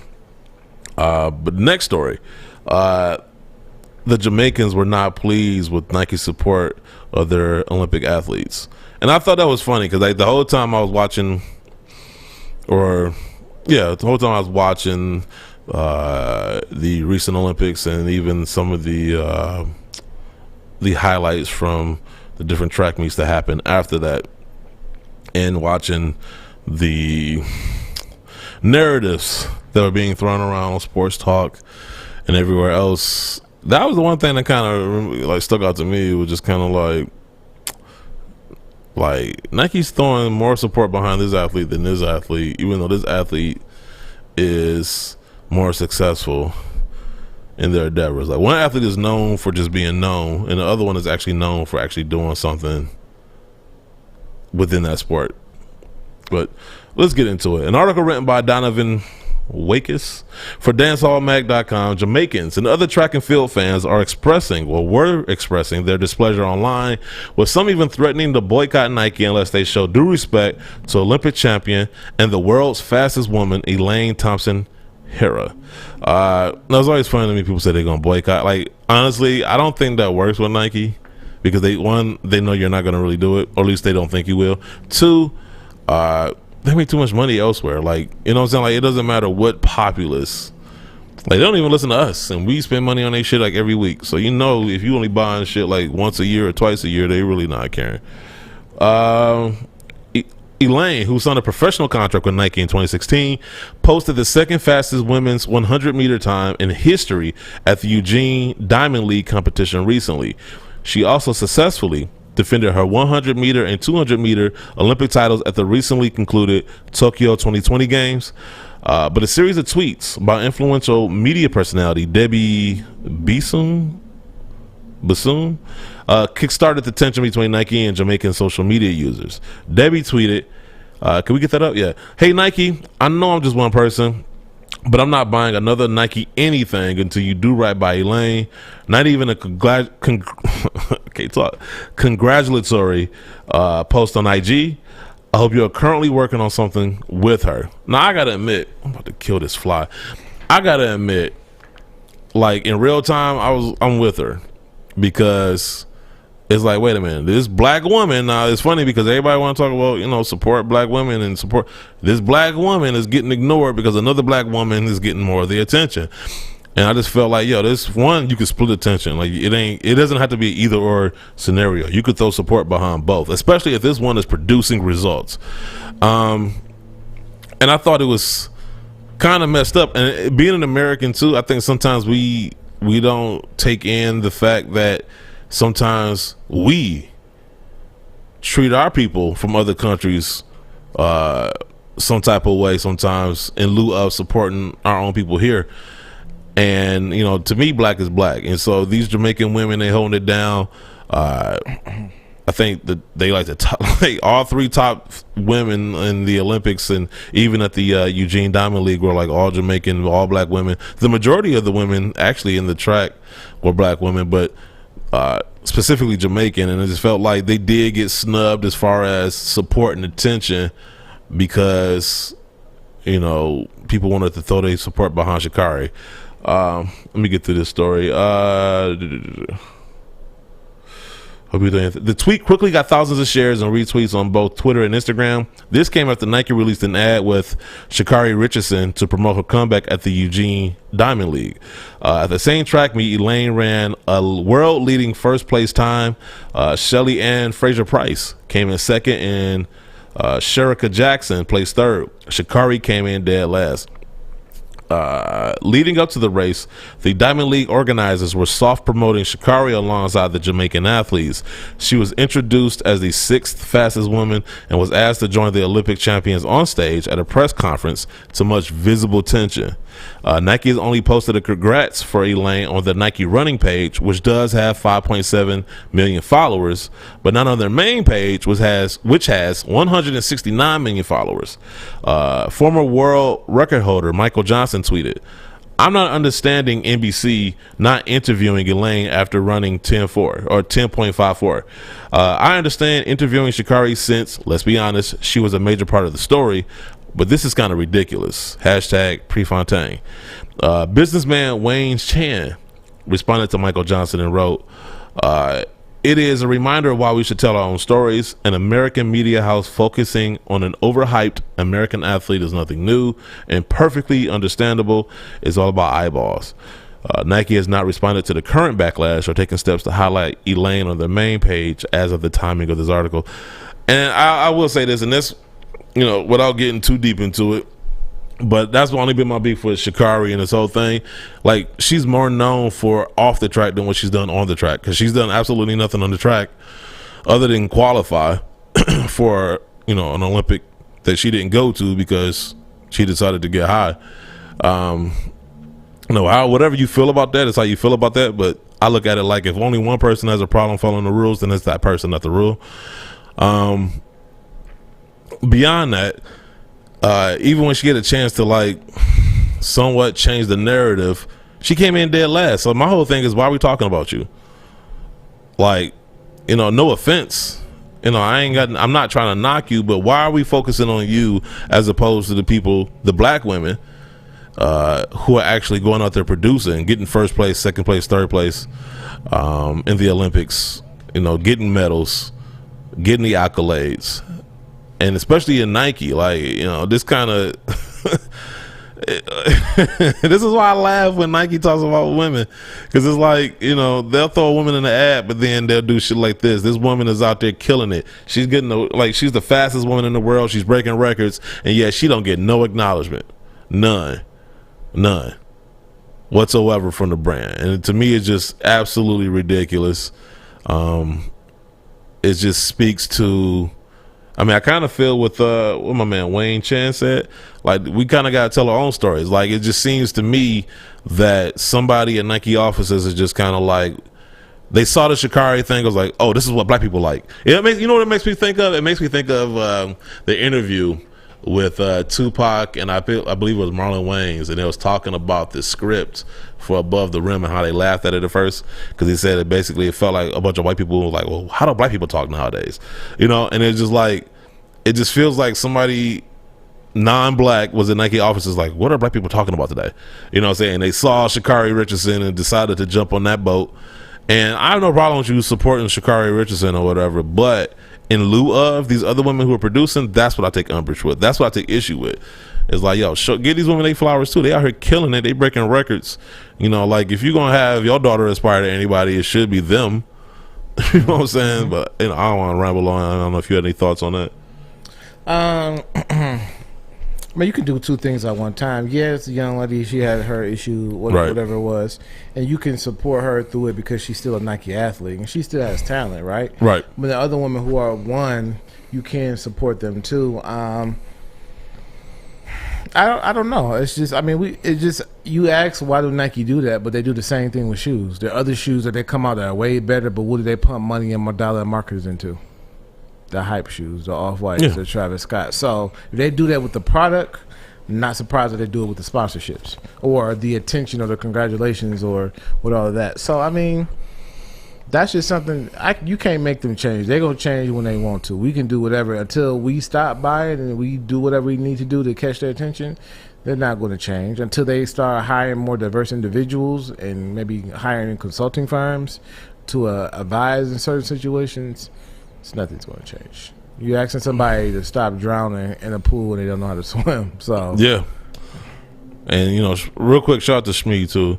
But no, like, to your point, diversity and having the right people, because, like, for instance, right, like, if I'm a man, right, I'm not going to be in tune to women's issues because I'm a man. That's not to say that women don't matter, but because I'm a man, I'm not going to have some of the stuff in the forefront of my mind as a woman would. So this is why you would have this is why diversity matters, because, you know, when you have people in those positions, when you have a diverse group, they'll think of things that the other might not.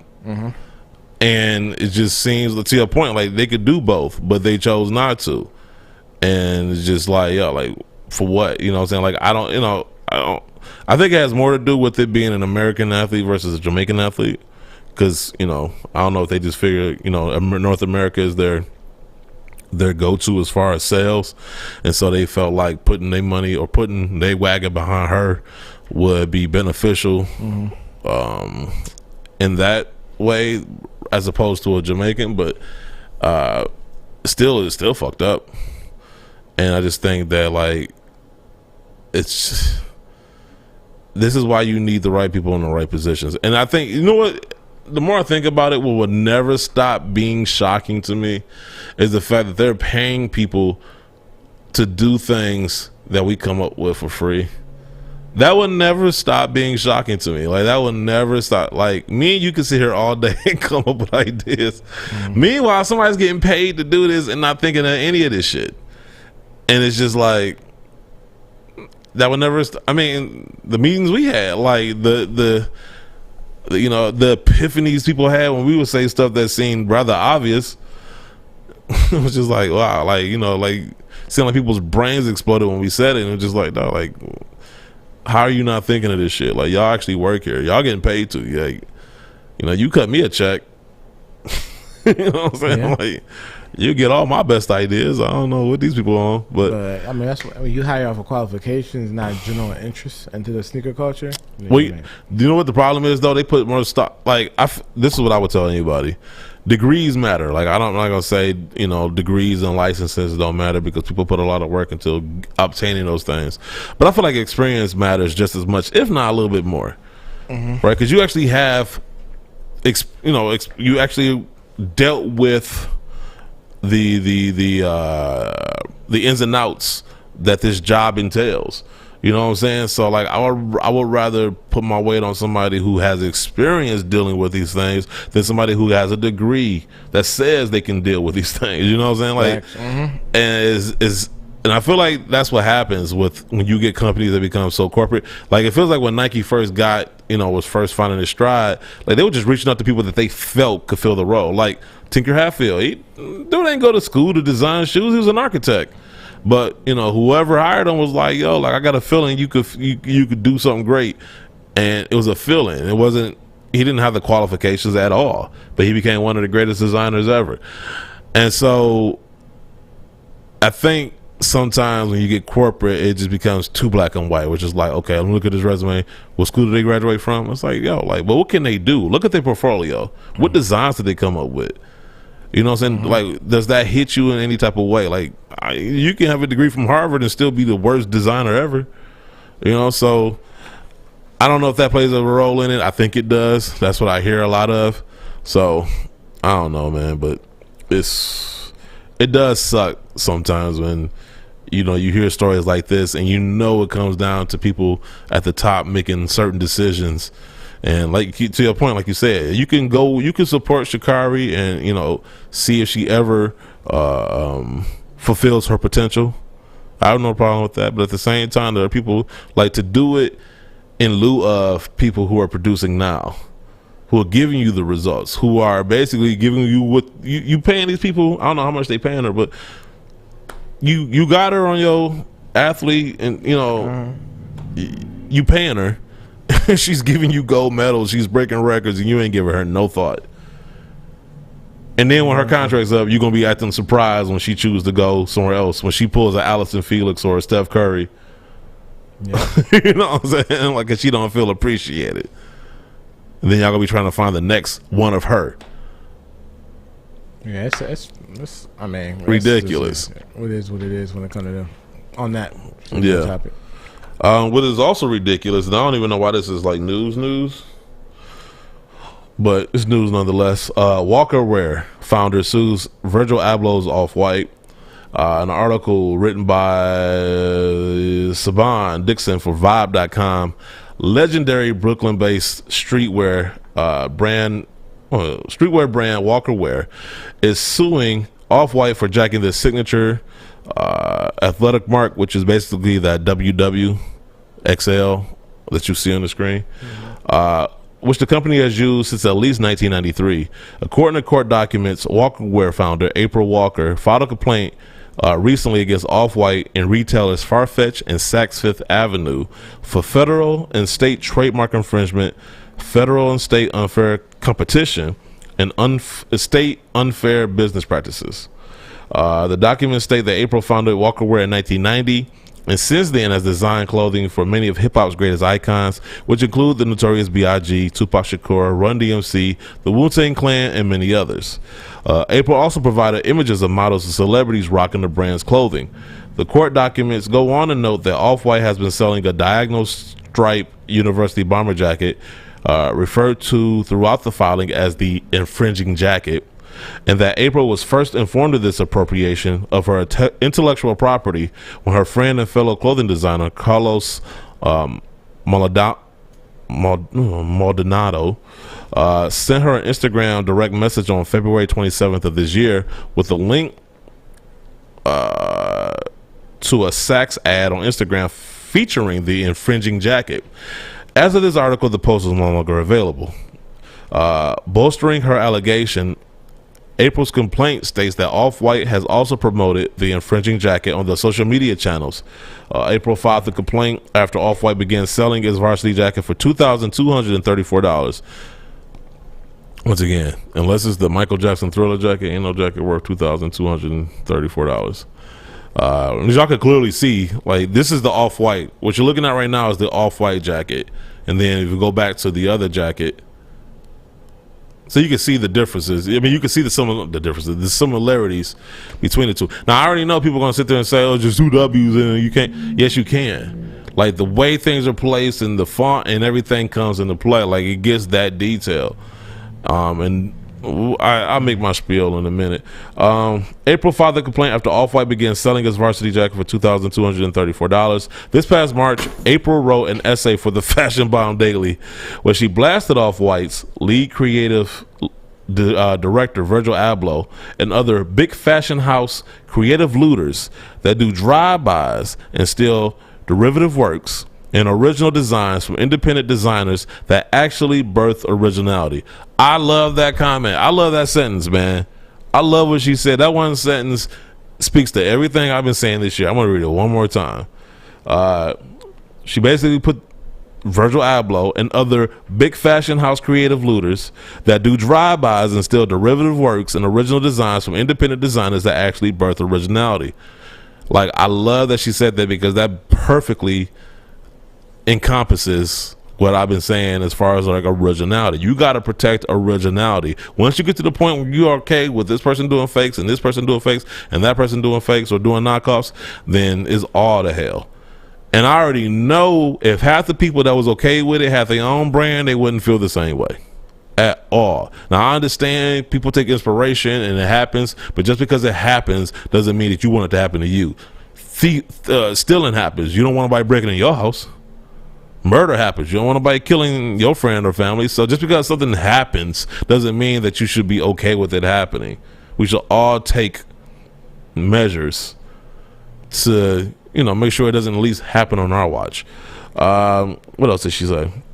Oh, April's complaint also stated that Off-White appears to have an unfortunate and long history of taking others' designs. Virgil himself has made public statements acknowledging that he relies substantially on others' designs as part of his design strategy. And we've seen that. We've seen that how many times? But yeah, he gets credited for being this creative. Like, taking other people's shit and putting your name on it ain't that creative to me, but, whatever. Like if Guru created this shoe and then I take that shoe and then change, a few things on there and then came up with the exact same shoe. And my creative was Guru creative.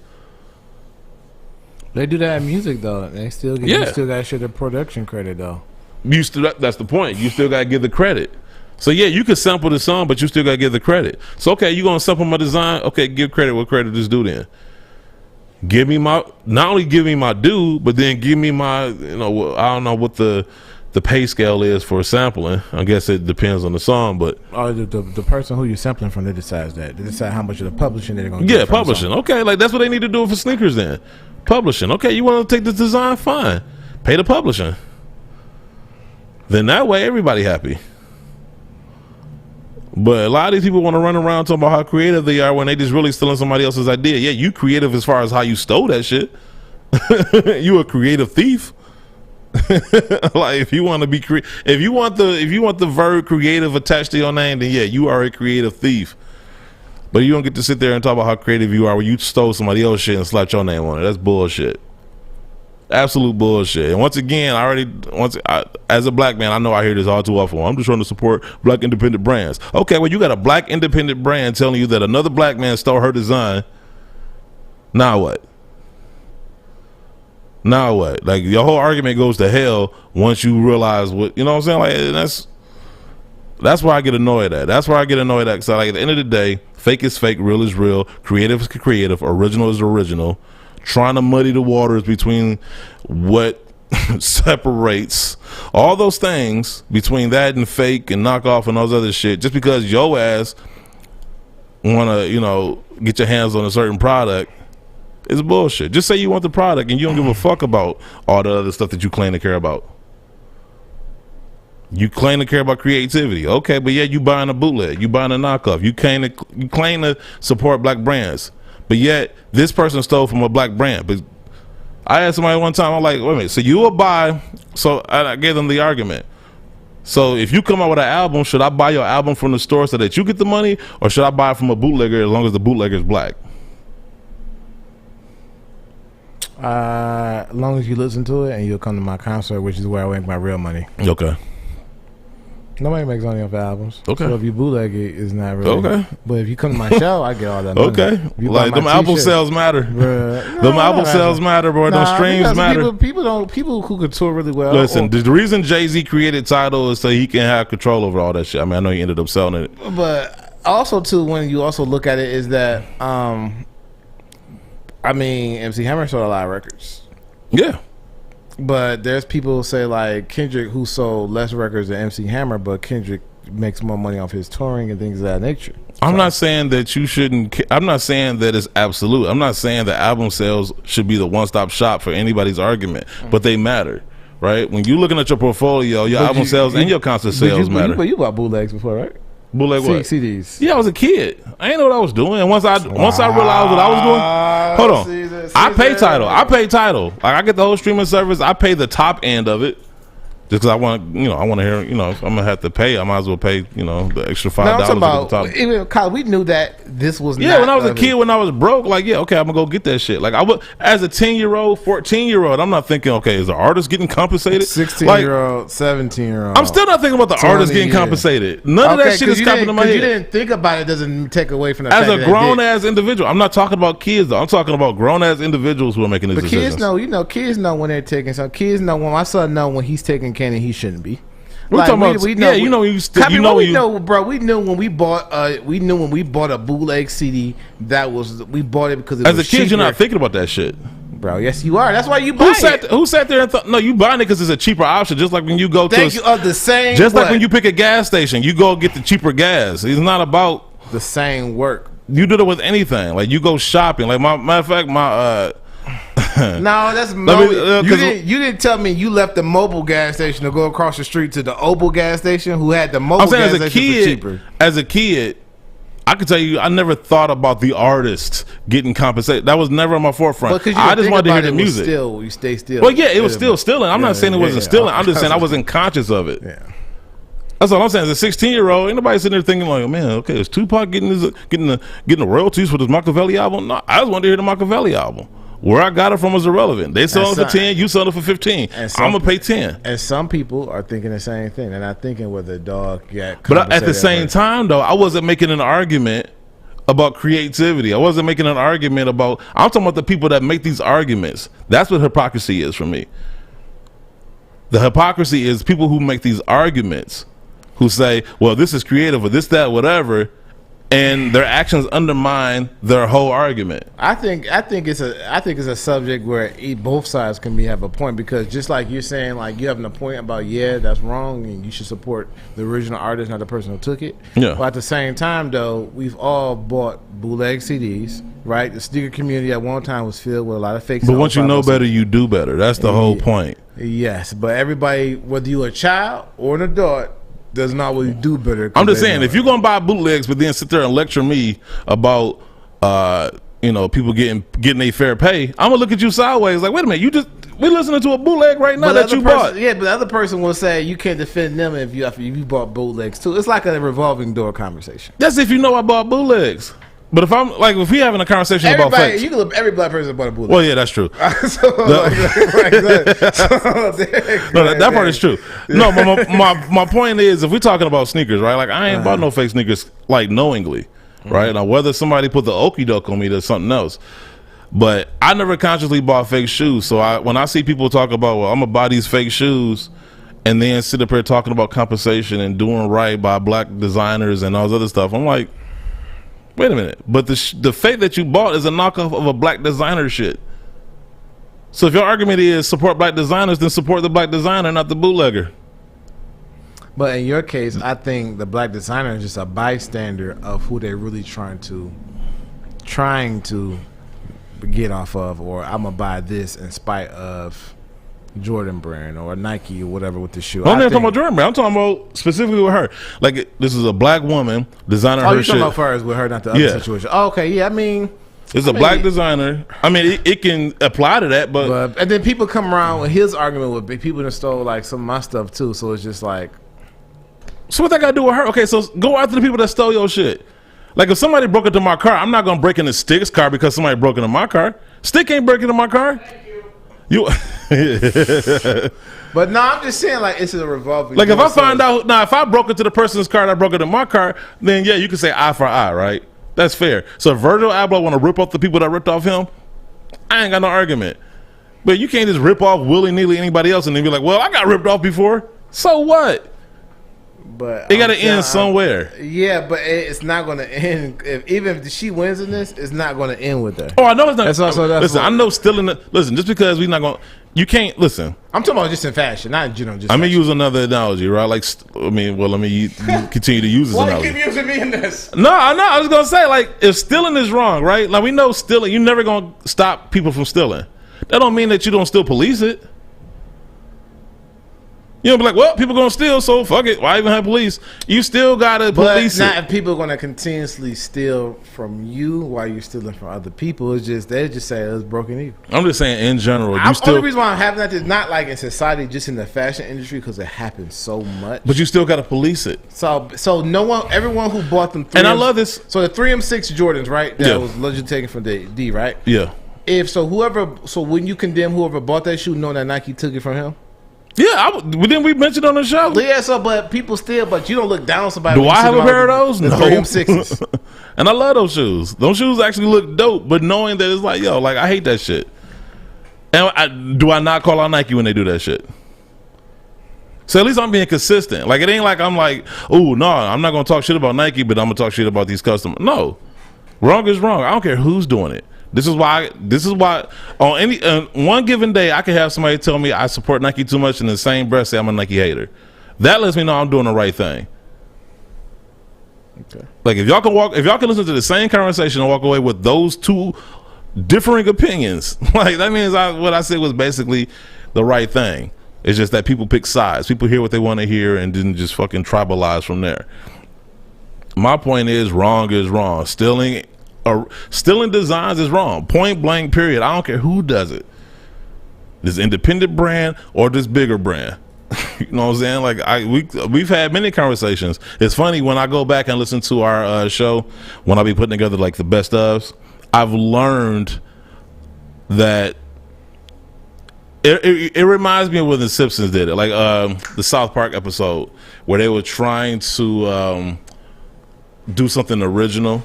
And every time they thought they came up with a plan, he kept saying Simpsons did it, because the Simpsons have been around for so long. They literally have done every fucking plot you can think of, right? And that's what our show, I feel like sometimes, is that we've had these discussions like these newer shows. Like I saw ESPN, they had this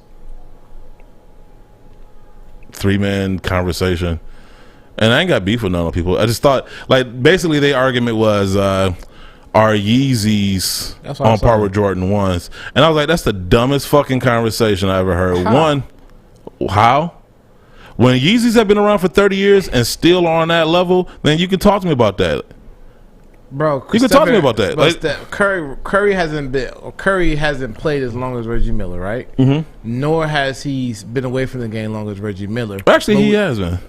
No, he played. I mean, but he hasn't been around. Some like it's people from the 90s, 2000s, 2010. You know, I'll say I don't. You know 80s. Why you could? But Steph Curry has the accolades. He has 2 MVPs. He has X amount of championships. So therefore, there are things you can compare when you talk about a Reggie Miller and a Steph Curry. Yes, there's things Reggie Miller did that Steph Curry didn't do, and there's things that Steph Curry did that Reggie Miller couldn't do. But it gets to a point like nobody came out of his first 5 years. Nobody comparing him to Reggie Miller. But they compare him now. But here's my thing though. There's nobody.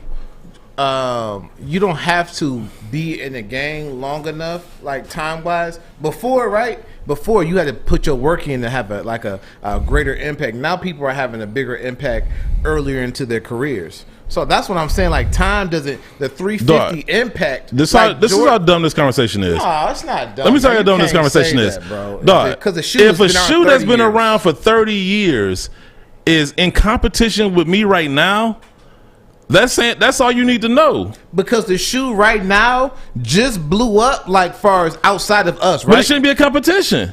We just the point of the conversation was Jordan 1s in the last 4 years have blown up, right?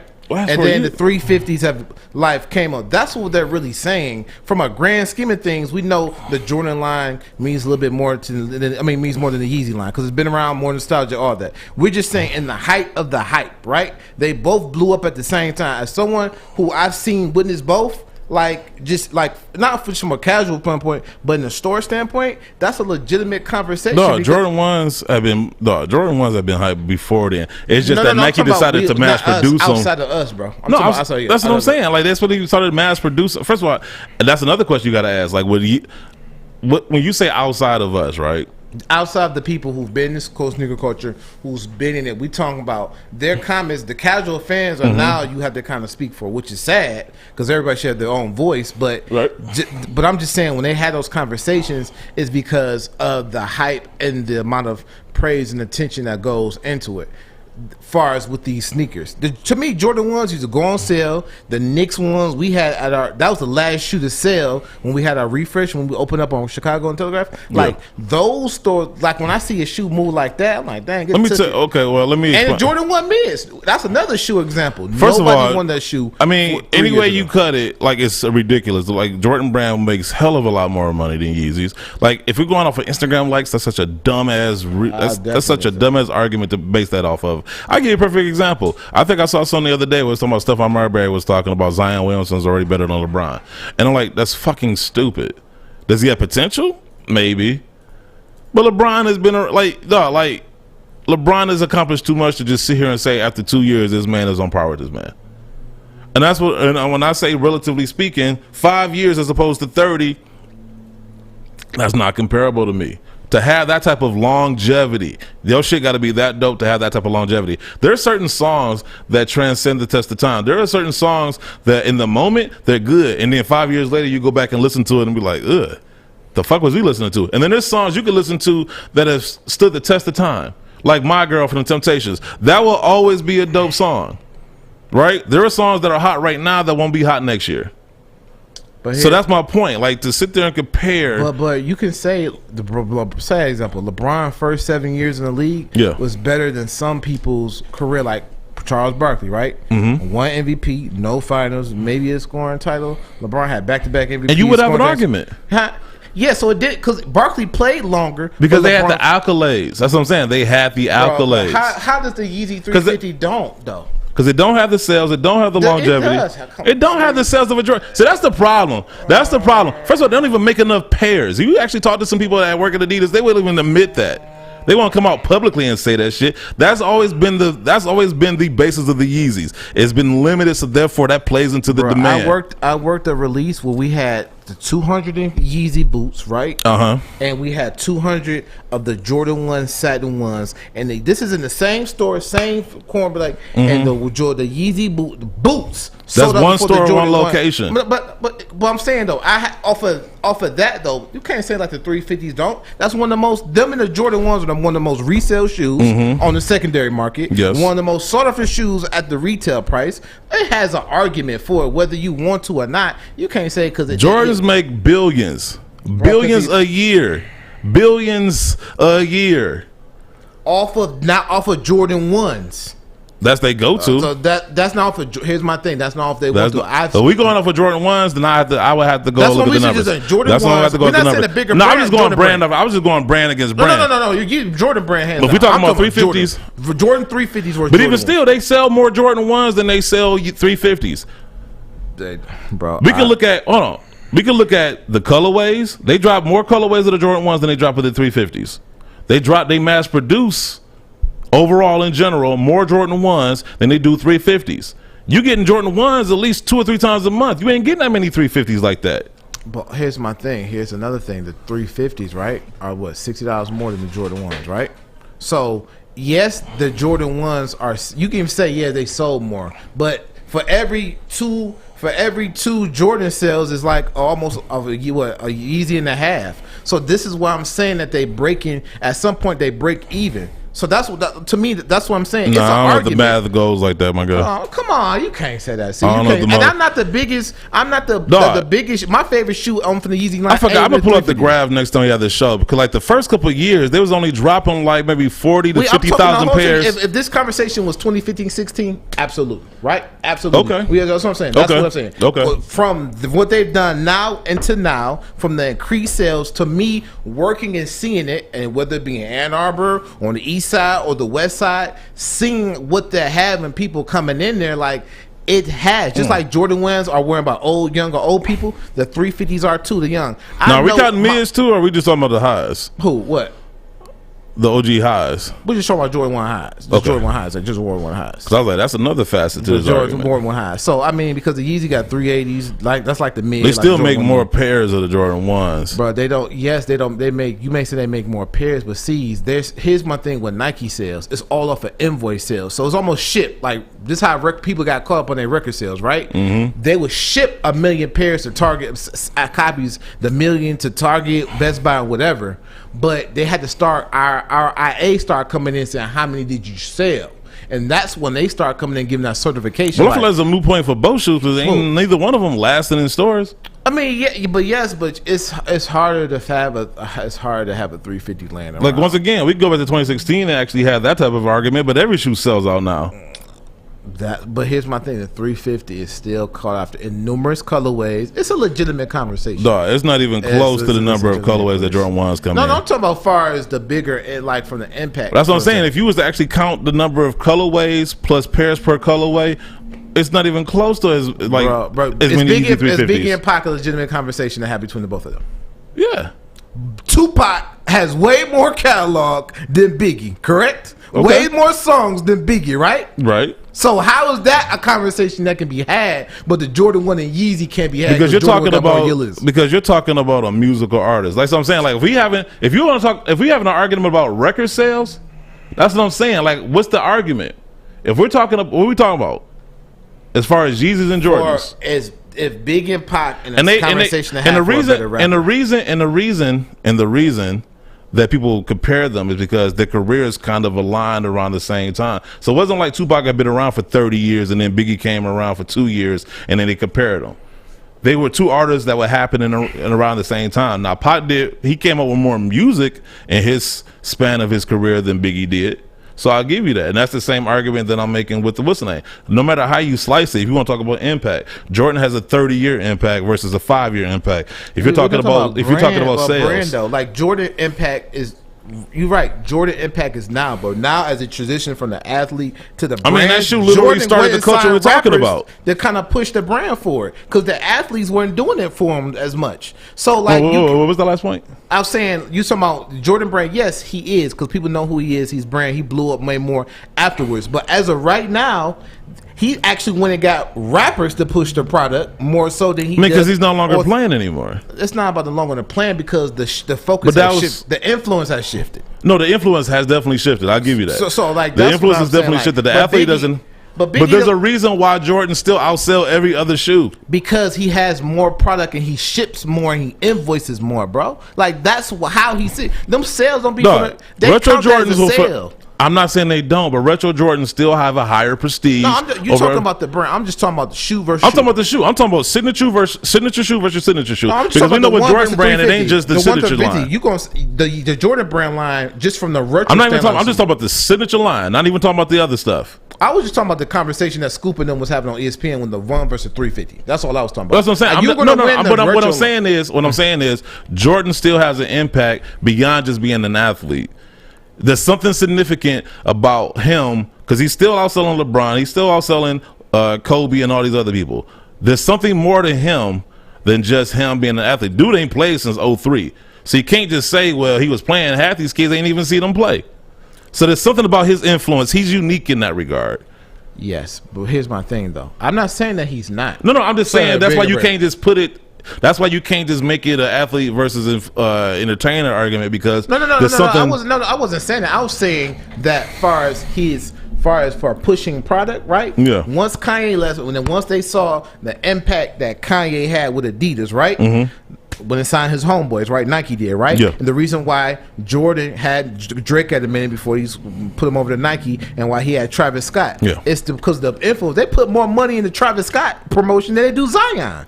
I don't do they even promote his shit? So like exactly. I don't even feel like honestly, I don't even feel like they promote anybody. I just feel like they just release a shoe and then like the blogs go crazy. But what made the argument really dumb to me, and what I was starting to lead off with, was the fact that like they're just not having this argument. I feel like that argument has been had ad nauseum. I feel like we've had that argument plenty of times years ago. And this goes back to my whole point of when I see these like Sports Illustrated and now ESPN trying to do more with their sneaker shit, it's almost annoying to a degree, because it's like, wait a minute, like just because you just started doing some shit doesn't mean that we haven't already been having these conversations. It's new to you, I guess, ESPN, but we've been having these conversations. Like, and you would think if you've been on the sidelines watching everybody else do the shit to the point where now you want to do it, you would think you would have at least enough knowledge to come up with something different than what's already been done. But if you're just going to rehash conversations we've had on our show and other shows have had on their shows, then I mean, as ESPN, the leader of sports, it's kind of like, yo, like, what the fuck, like y'all doing shit we did 3 years ago. But here's my thing: maybe their approach is we want to bring that conversation that's been had from. They ain't had nothing to it, and it just looked dumb as fuck. That was it. And honestly, I thought they would have a better set with ESPN. Like, we got a better set than they do. They were sitting on three director's chairs and a curtain. Shout out to Scoop Jackson, though. I like him. Shout out to Scoop Jackson. Shout out to Aaron. No, Aaron is cool too. I like Aaron. I like Nick too. I like all three of them. I just thought it was fucking dumb and pretentious. But anyway, this is episode I don't even know anymore. Like 308. Yeah, that's all. Episode. I feel like 300 was 2 months ago. You said it was only a month. It does feel like that long ago, but episode 308. Shout out to Stick in the booth. Shout out to our listeners and whatever supporters. See y'all next week. All right. See you. Peace.